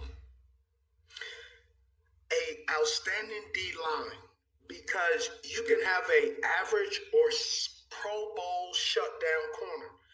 But if your quarterback does not have time to go through his progressions, to look off the safety, to be comfortable and set his feet in that 7-step, 5-step drop, then it doesn't matter how many great routes I run, because all I'm doing is killing grass. Only thing I've done is employ the landscaping guy, the maintenance man, because all I've done is kill grass. I did not get a completion, because when you have an outstanding D-line that can apply pressure to a quarterback, average, below average, good, great, no quarterback has ever completed a pass on their behind. It just doesn't happen. When you can get that quarterback off the spot and get him uncomfortable and make him check the ball down and not go through his progressions, that's when a wide receiver, an offense, becomes ineffective. And the Tampa Bay Buccaneers have that ability. They're gelling. Yeah. They have an offense. They have a counterpunch of an explosive offense. And now they have a defense who's gelling, who has it together. Tom Bowles understands each guy he has, what his attributes are and what he does not do well. And so they're utilizing that, and that's why they're in the position they're in right now. Yeah, I mean, you're saying if the Bucs get to Mahomes, that's your best defense against Hill. Finally, Deshaun Watson's holding out. I defended him this morning. Did you ever hold out? Are you comfortable with him holding out? Well, I'm comfortable with whatever he's comfortable with, but there's also somewhere lies what Deshaun feels, somewhere lies where the Houston Texans feel, and somewhere in the middle lies the truth. And Deshaun Watson feels the way he feels. I haven't spoken to him, and I will not reach out to him, because I think this is his situation, and I think too many people are talking about what they think or who they have talked to. But ultimately, Deshaun Watson was given an opportunity by the Houston Texans to be part of a process in which he believes, and I haven't spoken to him, so I'm just going off what the hearsay, he believes he has not been fully involved with the process in which it was presented to him. So he believes that in his formative years, in his most prime years, he doesn't believe that they're going to be truthful. If you're not truthful in the beginning, what makes you think throughout the process as you get older, as things start to droop and sag and may not get back the way it was, that they're going to treat you with the same honesty in which they treated this head coaching and general manager process, in which he's not been part of every process that they told him he would be part of. Yeah, no, listen. What's the old saying, Maya Angelou? People tell you who they are, believe them. And the Texans lied to him. So Deshaun's like, all right, you won't play that game, I don't trust you. I agree with Steve. All right, Steve Smith, Sr., NFL Network. Good seeing you, buddy. Good seeing you. You look good, man. You been working out? That's right. Been working out a lot. Steve, thanks for noticing. Been working out a lot. Things are shoulders, pecs, and stuff, everything. Thank you, Steve, for noticing. I appreciate that. No problem. See, Steve's player sees player, baller sees baller right there. Oh, man. Black Didn't you just say you weren't going to work out anymore? Sometimes, you just Something about chicken nachos. I got to be better at taking compliments, and I went with that one. So you know what? That's right. You deserve that compliment. Black Rifle Coffee Company is veteran-owned, serving premium coffee to people who love America. BlackRifleCoffee.com/herd, 20% off your first coffee club order. I saw Steve Smith one time. I was having dinner in Manhattan Beach, and he just walked in from the airport. I'm like, where you been? He goes, Korea. I've been in South Korea for like 10. I'm like, what? This was non-COVID time for all you guys. Yeah, it's like 3 years. He travels. Steve gets out there and travels. We just sat there and had a beer and sat and talked about life. And he played at Utah. I remember him at Utah. He's a tough dude. He'll get after you a little bit. Then he went on to have an amazing career. He did. Yeah, I'd vote for him. I think he's a Hall of Famer. Comeback Player of the Year. 5 playoff appearances. Right, hour 3 next. Want more Herd? The Herd streams 24 hours a day, 7 days a week within the iHeartRadio app. Search Herd to listen live or on demand whenever you like. To some, he's Ziggy Stardust. To others, the Thin White Duke. Or Major Tom. But who is David Bowie really? To answer that, we'll have to go off the record. Off the Record is a new music biography podcast. Every season profiles one legendary artist. To start, we'll explore the faces of David Bowie. Each episode tells the story of one of his iconic personas. Together, they form an intimate portrait of the complex cultural giant. Listen and follow Off the Record on the iHeartRadio app, Apple Podcasts, or wherever you listen to your favorite shows. What's up, guys? I'm Rashad Bilal. And I am Troy Millings, and we are the hosts of the Earn Your Leisure podcast, where we break down business models and examine the latest trends in finance.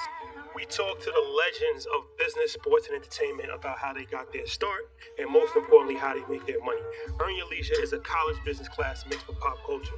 The Earn Your Leisure podcast is available now. Listen to Earn Your Leisure on the iHeartRadio app, Apple Podcasts, or wherever you listen to podcasts. You do not want to miss Under the Influence. I'm your host, Joe Piazza, and I'm taking you into the depths of the mom internet, a place that preys on some new mothers while also minting millionaires. Instagram ruined women for a time.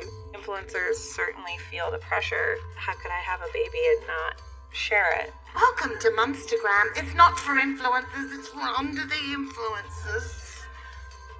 Join me to dive down this rabbit hole and find out how the commodification of motherhood is driving a lot of us to the edge of our sanity. Listen to Under the Influence with Joe Piazza on the iHeartRadio app or wherever you get your podcasts. I've got one word for you. Tom Cruise. On this new weekly podcast, Meeting Tom Cruise, we're going to talk about Tom Cruise. Everyone who's met him has an amazing story to tell. Hey everybody, I'm Jeff Meacham from TV's Blackish. I'm Joel Johnstone from The Marvelous Mrs. Maisel. We are inspired by Tom Cruise. But we've never actually met Tom Cruise. But after we talk to some people who have, maybe we finally will. It's not impossible. Listen to Meeting Tom Cruise on the iHeartRadio app, Apple Podcasts, or wherever you get your podcasts. Thanks for listening to the Herd Podcast. Be sure to catch us live every weekday from 12 to 3 Eastern, 9 to noon Pacific on Fox Sports Radio and FS1. Find your local station for the Herd at foxsportsradio.com or stream us live every day on the iHeartRadio app by searching Herd. You're listening to Fox Sports Radio. Joy Taylor is joining me. Terry Bradshaw is out in Hawaii. He's undisclosed. I don't give up anybody's, location. But he's out there. He looks happy. When Terry's in Hawaii, he looks happy. Terry Bradshaw is in a house in Hawaii. I'm in a studio in L.A., and it's like I was talking to him 5 feet. Let's bring him on live. It's incredible. I don't even understand technology. I don't even understand it. Look at him. Look how happy. Hey, technology is a beautiful thing, huh? It is a beautiful thing, and you look happy. I'm sitting here. Yeah, well, I've got a computer. I'm doing this through a computer, and 5 years ago, I didn't know anything about computers. I had a flip phone, for goodness sake. So, yeah, it's crazy. You can sit here and now you can turn your phone on and what do you call that thing where you can see people? FaceTime. Yeah. I mean, now my mother's 92 and she's locked down in a home in Shreveport, so you can FaceTime her, and it's pretty cool. I mean, this is good. I get to see you a whole lot better than radio.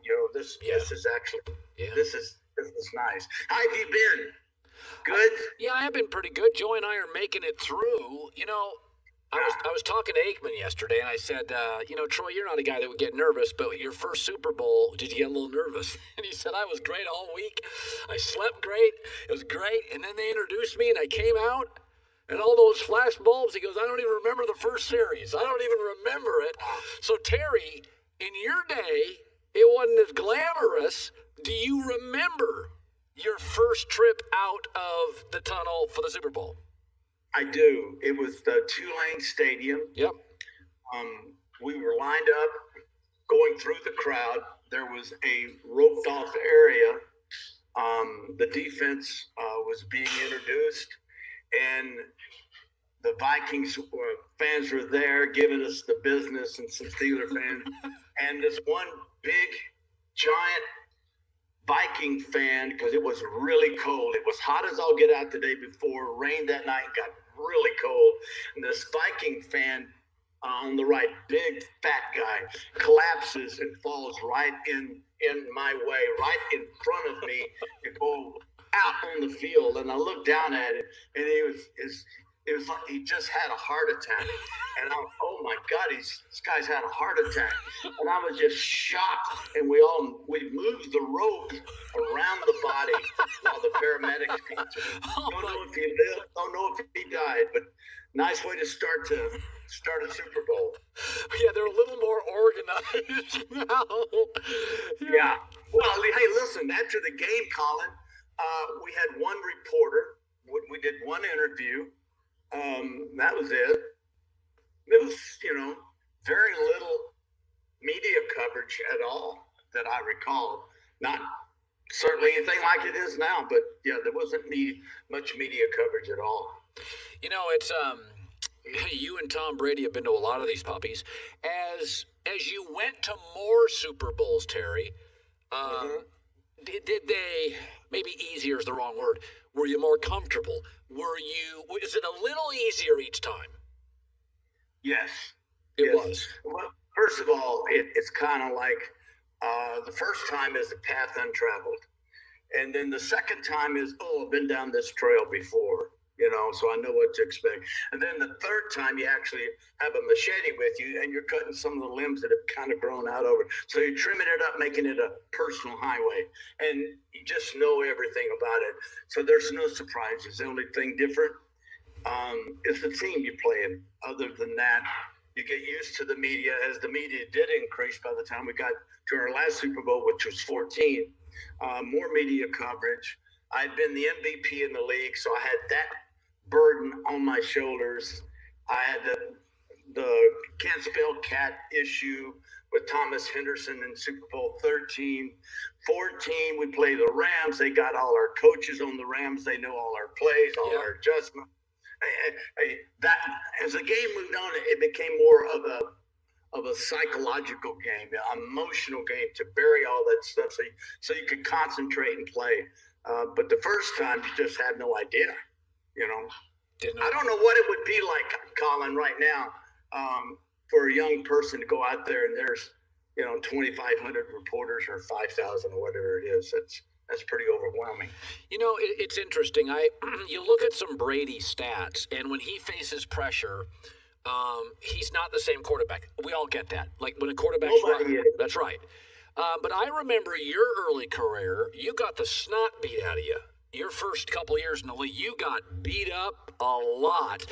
When you went to the Super Bowls, you faced some good defensive fronts. You faced some real defensive fronts, and you threw a deep ball. You weren't doing screen passes.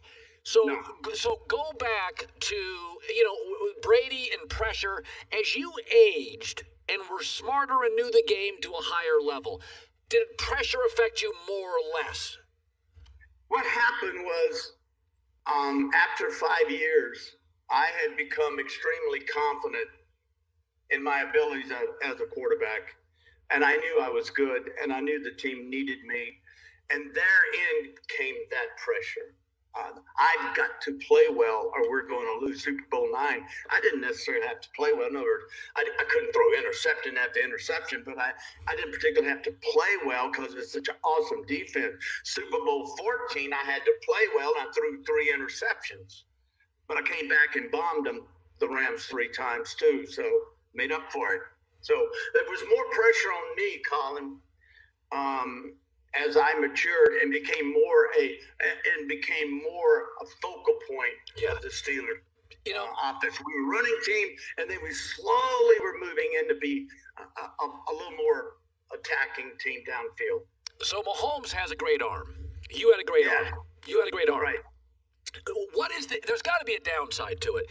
I mean, everybody would like to have a great arm, but did your arm, Terry, ever get you in a little, like Mahomes has one of your arms where you're like, I can make that throw. Ever get you in trouble? Oh, yeah. Yeah, you see it.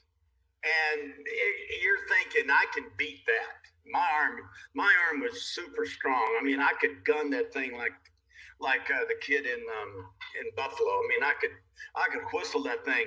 But you know what, Colin? I very seldom use probably just 70% of my power because it was all timing and throwing it up, and we threw the ball deep, so it was more, as they say, air under the football when I threw it. Wasn't a lot of, gunning, or I threw very few hooks, threw very few outs or O cuts. Mostly everything was post stand, post corner, stuff like that. But it does get you in trouble because of your confidence in your arm. And then you stand there after you throw it and it's picked off. I'll never forget against the Houston Oilers in the first series. I'm driving the team down the field for a touchdown, and I threw what I thought was a perfect pass. I right in there, and it got picked.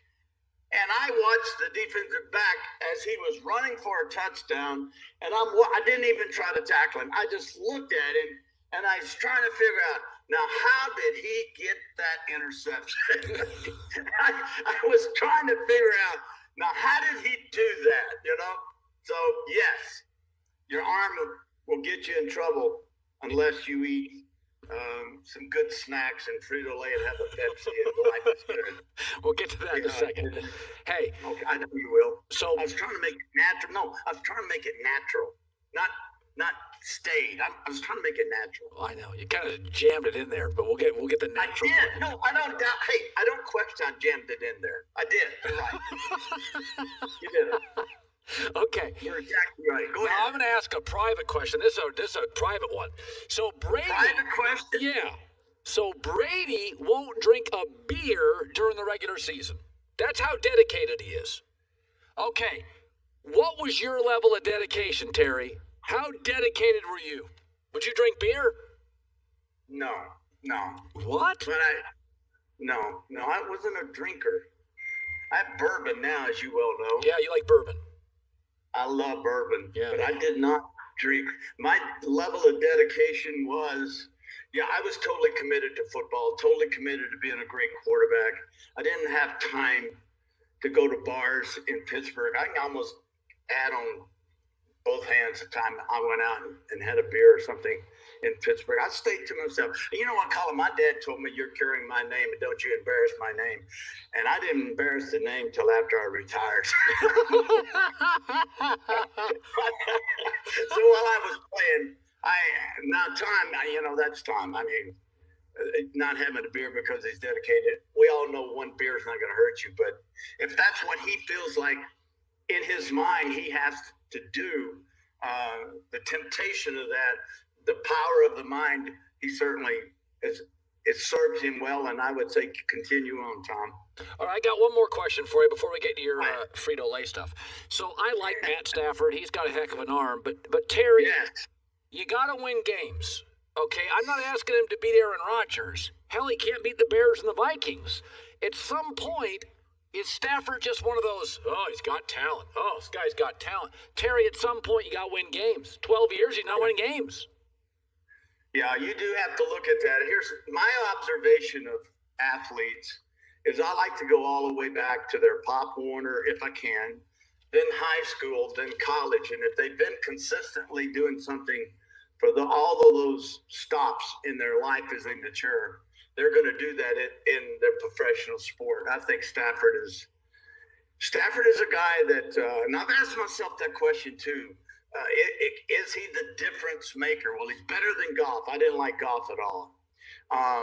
And now that he's got a new team, 2 number ones and a number 3 this year, there's pressure on him that he's never felt before, and I'm anxious to see how he responds.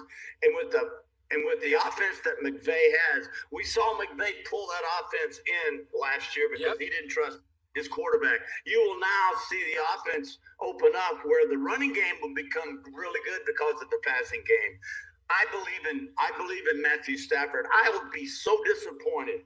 He and I had the same agent. I'll be so disappointed if he doesn't shine. If he he needs to be a difference maker. And I think your point's very valid. Hadn't done it yet. Listen, are you the guy that raises people up around you? That's right. Most people, but here's the thing, Colin. I believe most people that raise people up around them are guys that are out there screaming, not Brady, screaming and hollering and da-da-da-da-da. Man, you better not mess up, or someone will come up to you and say, hey, Tom, remember that interception in that first Kansas City game when you rolled right and threw a stupid pass back across the field and got an interception? We didn't say anything to you when you did that, so why are you on our ass? So yeah. I have a little trouble with that, raising your level. I believe you can be a leader. I was a quiet leader. I think Matthew's a quiet guy. Yeah. But man, he is fun to watch, and I think we're going to really be impressed, Colin. I really do. I think he's going to have a great, probably 3, 4, 5 years. He's 32 years old, so I mean, here's his chance to prove you. Maybe you wrong. Maybe you got some doubts. I'm a little on the fence. I'm not totally one way or the other. I want him to be great, and when you talk to somebody, and I did talk to him the other day, and I never seen him so excited in all my years of knowing him. Wow. And that's good. Yeah, I'm serious, Colin. He was giddy. He was just so excited. He flew back with McVay to California to look for a house. And, yeah. But I don't think they can announce this thing for a couple of months, but whatever it is. Yeah. All right. But that's why I'm going to be eating lots of chips. Yeah. I'm going to be watching this incredible commercial that we did with all these legends, and that'll be shown right before the coin flip, the Frito-Lay chip deal. This the legends, man. It's a funny spot. You've already seen it probably. You want to ask me some more questions about it? You got your notes in front of you? Well, I'm very prepared, Terry. I'm a professional broadcaster, as you know. I'm very prepared. Yes, I know that. Hey, by the way, Terry doesn't like my facial scruff. He doesn't like it. But that's not true. Didn't say anything about not liking it. You don't love it. I thought you shaved the beard because as I look at you through my computer, you look like you've got a George Custer little thing right here and a mustache. I can't see the beard at all. Well, I don't have a head. And you're a good-looking guy. Yeah. So yes. Yeah, that's right. Terry, I will never allow Colin to come in here with a mustache. No, if I just wear a mustache, you don't even want to be. Seriously, it's creepy. It will never happen. Terry, I don't know. I don't know. I don't know what to say. Okay, here we go. 'Twas the night before the Super Bowl. It's Frito-Lay's. It's right before the coin flip. Terry's in it. It's legends, and we got to go. Are you okay with me going now? Because you get mad sometimes. I mean, we've talked for 15 minutes, and I made a nice paycheck, and that's all I got. Which everybody needs to have a Pepsi. Everybody needs some Frito-Lay chips. Yep. Okay. Watch the commercials. It's only get shown once. And Colin, the next time we shoot our commercials, I've already told them I want you in it. So there. Hey, that's right. You big guy. You just let that old mustache hang out there, and we'll get you. You big old hound dog, you. All right, Bradshaw. Go have fun with your kids. All right, Terry Bradshaw. See you later. All right, see you later. Be sure to catch live editions of The Herd weekdays at noon Eastern, 9 a.m. Pacific on Fox Sports Radio, FS1, and the iHeartRadio app. America, are you listening? Emmy award-winning host and journalist Carlos Watson. It may not feel like it, but we've been here before, and it's up to us to lead the way. Resetting America, the Carlos Watson Show. The LA Times says this is what true discussions should look like. If we're going to do bold things, we've got to have bold conversations. Good Morning America says this show is changing the conversation. If we're ever going to reset America, the time is now. Subscribe to the Carlos Watson Show on the iHeartRadio app or wherever you listen to podcasts. It's safe to say 2020 was one of the most difficult years ever for so many, and these remain very challenging times. That's why I'm here to ask you, how can I help? My name is Dr. Gail Saltz, host of the new weekly podcast, How Can I Help, with Dr. Gail Saltz, brought to you by the Seneca Women Podcast Network and iHeartRadio. I'm a clinical associate professor of psychiatry at the New York Presbyterian Hospital, a psychoanalyst, best-selling author, and I'm here to help.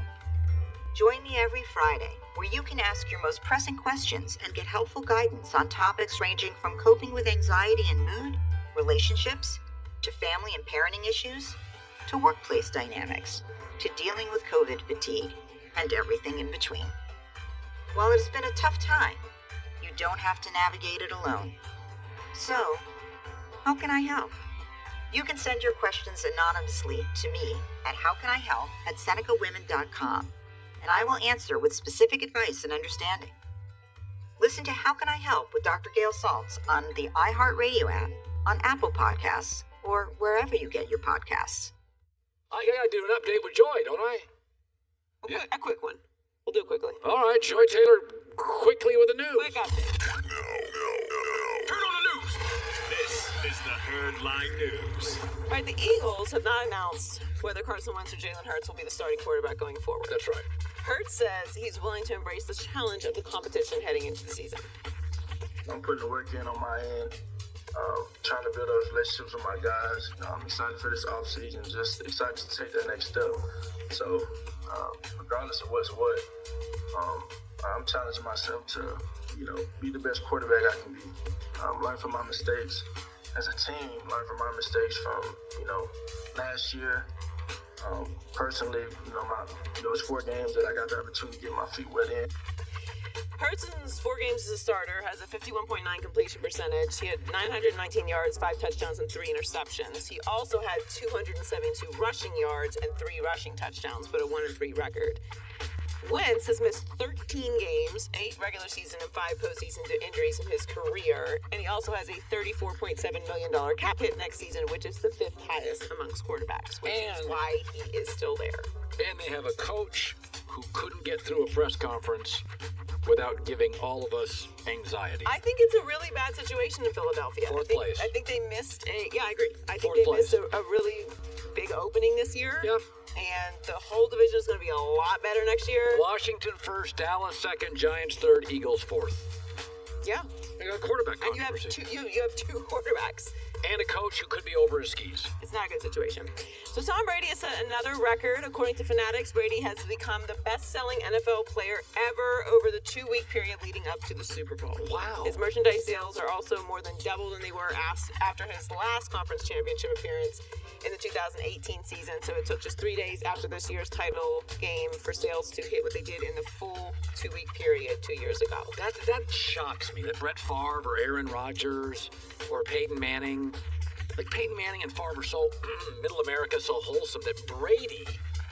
This is a new Brady. I know. He's got a nice tan. He's glowing. He's fun. His hair is waving.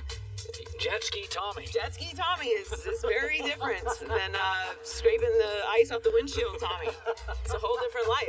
No, I really think people are starting to come around to not only like the greatness that he is showing right now, but like it is literally a different Tom Brady. Like it's a different brand. A lot of people hated the New England dynasty, and this is different. It's fun. It's no risk it, no biscuit. It's still Tom Brady, but it feels different. Yeah, it does. Oh, is that your update? That is. Boy, that was quick. Well, listen, we gotta get Bradshaw time in. We don't get a lot of time with Bradshaw. He kind of meanders in and out of stuff. So we gotta get stories, got commercials. Joy with the news. Well, that's the news. And thanks for stopping by. The Herd Line Super News. Bowl edition, best for last, 2 truths and a lie. I love this game coming up. Be sure to catch live editions of The Herd weekdays at noon Eastern, 9 a.m. Pacific. Lancaster, South Carolina is in the middle of not much. But growing up nearby, I knew it as the hometown of a black man named Jim Duncan, who became a Super Bowl hero. Duncan up to the 15, 20. And on my new podcast, Return Man, I'll discover that his death still makes no sense at all. The story was that my brother went into the police station, took a gun off a police officer, and shot himself in the head. Most people don't believe that. For the past 3 years at the Rock Hill Herald, I've looked back at a story that's timelier than ever. Have you got some time to talk? It involves race, the mental state of the person, and a child that was scared to death to say anything. Listen to Return Man on the iHeartRadio app, Apple Podcasts, or wherever you get your podcasts. If you took away the date and time, could you imagine that happening today? Yes, you can. What's up, guys? I'm Rashad Bilal. And I am Troy Millings, and we are the hosts of the Earn Your Leisure podcast, where we break down business models and examine the latest trends in finance. We talk to the legends of business, sports, and entertainment about how they got their start, and most importantly, how they make their money. Earn Your Leisure is a college business class mixed with pop culture. The Earn Your Leisure podcast is available now. Listen to Earn Your Leisure on the iHeart Radio app, Apple Podcasts, or wherever you listen to podcasts. Okay, we're calling it Two Truths and a Lie. We do it about once every few months, Super Bowl edition. 3 facts, but one's just made up. Joy Taylor, here we go. All right. Tom Brady's nickname in college was Come the on, finisher. Greg, where's the music? We need music, Greg. You gotta be up on this. Come on, here we go. Let's go. He fell asleep in the locker room before the first Super Bowl and made it to the field with minutes to spare. Okay. He was an intern for Merrill Lynch during college. So one of these is a lie. It's a lie. His nickname in college was the finisher. Fell asleep in the locker room right before the first Super Bowl, made it onto the field within minutes. Or was an intern for Merrill Lynch during college. I'm going to say his nickname in college was not the finisher. You're correct. It was actually Comeback Kid. So I got the lie right. I mean, who walks up to Tom Brady like, hey, what's up, Comeback Kid? Bruce Arians holds the Virginia Tech record for the most rushing touchdowns by a quarterback in a single season with 11. Wears the same underwear before every game. Yum. Owns a boat called Risket Biscuit. I'm going to say the lie is owns a boat called the Risket Biscuit. Correct, that is the lie. Very good. Thanks. Wears the same underwear? Gross. I mean, I'm assuming they're washed. Gronk is fluent in Spanish. Has an energy drink called G-Juice. His great-grandpa represented the United States in cycling at the 1924 Summer Olympics. That seems too random to be made up. But, he went to Arizona. I bet you he knows University of Arizona. I'm going to say the one that looks like obviously true, I'm going to say is the lie. Has an energy drink called G-Juice is a lie. Great job, 3 for 3. He does have an energy drink, but it's called... And you're trying to trick me, because that seemed like the most obvious truth. It's called Gronk. Mike Evans is a Harry Potter superfan. Had more offers from colleges to play basketball than football. Refers to Brady as Captain America and Gronk as the Hulk. I don't think he's a Harry Potter superfan. That's a lie. Final answer? Wrong. The lie is that he calls Brady Captain America and Gronk the Hulk. He actually had a Harry Potter-themed wedding cake, which we're showing right now. And he had 30 offers for basketball, less than 10 for football. That's a Harry Potter birthday cake? Yes. Have you seen the Harry Potter films? I've seen one of them. Pretty good. But yes, that's Harry Potter. Patrick Mahomes has a cereal named after him called Mahomes Magic Crunch. Feels believable. Writes number 10 on his arm before every game as motivation. What time out? He was drafted 10th overall in the 2017 draft. Threw a 16 strikeout no-hitter his senior year of high school. I think Wright's number 10 in his arm before every game as motivation feels cheesy and a lie. It is a lie. Number 10 is a very respectable place to be drafted. Andy Reid invested in a local Kansas City chili company called Big Reds. That's totally believable. Has won NFL Coach of the Year 4 times. Believable. Still has the car his dad bought for $25 in the 1940s. Oh, come on. He didn't have time to be a car guy. That last one's a lie. No, the lie is that he invested in a Kansas City chili company called Big Reds. Well, I think that would do well, yes. I was going to say, then it's a huge mistake by Andy Reid, because that Big Reds Andy Reid chili would be a home run. It would do well. Travis Kelce, his nickname is Zeus. I think that's right. Worked as a phone survey operator for local issues in Ohio. Met his girlfriend on a reality show. Now, I know he did have a relationship with somebody in a reality show, but I don't know if they're still dating. Is this one of these trick questions? So the earlier trick question with Gronk I got right. I know that he dated a reality star girl, but I don't know if those things never last. So I'm going to say that's a trick question. He didn't meet his current girlfriend on a reality show. That's a lie. That is a lie. He met her on Instagram. Oh boy. And she is gorgeous. Is she? Yes. How do you have pictures of her? I do not have pictures of her. They are readily available on the internet. What's her name? Not that I'm interested. Kayla? Yeah. Kayla what? I mean, I don't have her government name, but Kayla Nicole. She's amazing looking. Tyrann Mathieu earned his nickname Honey Badger because he got into a lot of fights in high school. Second nickname is the Landlord because of how he owns the field. That feels true. And was a top performer in long jump in high school. I can see that. First of all, his nickname, the first one feels like a lie. His nickname Honey Badger because he got into a lot of fights in high school. Do honey badgers get into fights? That doesn't even that sounds like one of our producers couldn't come up with a good lie. That is a lie. The LSU defensive coach gave him his nickname because of his ability to play tough football against larger opponents. All right. I'm pretty good today. I think we're out of time. Yeah, you did really well. That's pretty good today. Which one did you get wrong? Andy Reid. Oh, you got Andy Reid wrong, yeah. Well, I can't believe I'm usually lousy at this game. Yeah, you did great. You know, but as I mature, I'm more better in these crisis moments. We need to start tricking you a little bit more. Yeah. Cremo Barber Shave Cream fights the burn. I'm wearing it. Available at major retailers, Amazon, and thecremocompany.com, CREMO. It's good stuff. It's very, very good. It's very effective. I use it. Smells good for my rich Wolverine-like beard that I now have covering my face. All right, we're done. Joy and I back tomorrow. It's The Herd. Want more Herd? The Herd streams 24 hours a day, 7 days a week within the iHeartRadio app. Search Herd to listen live or on demand whenever you like. I'm Laverne Cox. You may know me from Orange is the New Black or Disclosure. My hope is that people listening to the Laverne Cox Show gain new perspectives that will inspire them to live differently. There are all of these things that we just accept as natural, normal, and inevitable, but they're not. Listen to the Laverne Cox Show on the iHeartRadio app, Apple Podcasts, or wherever you get your podcasts. Don't yuck somebody else's yum. Make sure you subscribe and share. To some, he's Ziggy Stardust. To others, the Thin White Duke. Or Major Tom. But who is David Bowie really? To answer that, we'll have to go off the record. Off the Record is a new music biography podcast. Every season profiles one legendary artist. To start, we'll explore the faces of David Bowie. Each episode tells the story of one of his iconic personas. Together, they form an intimate portrait of the complex cultural giant.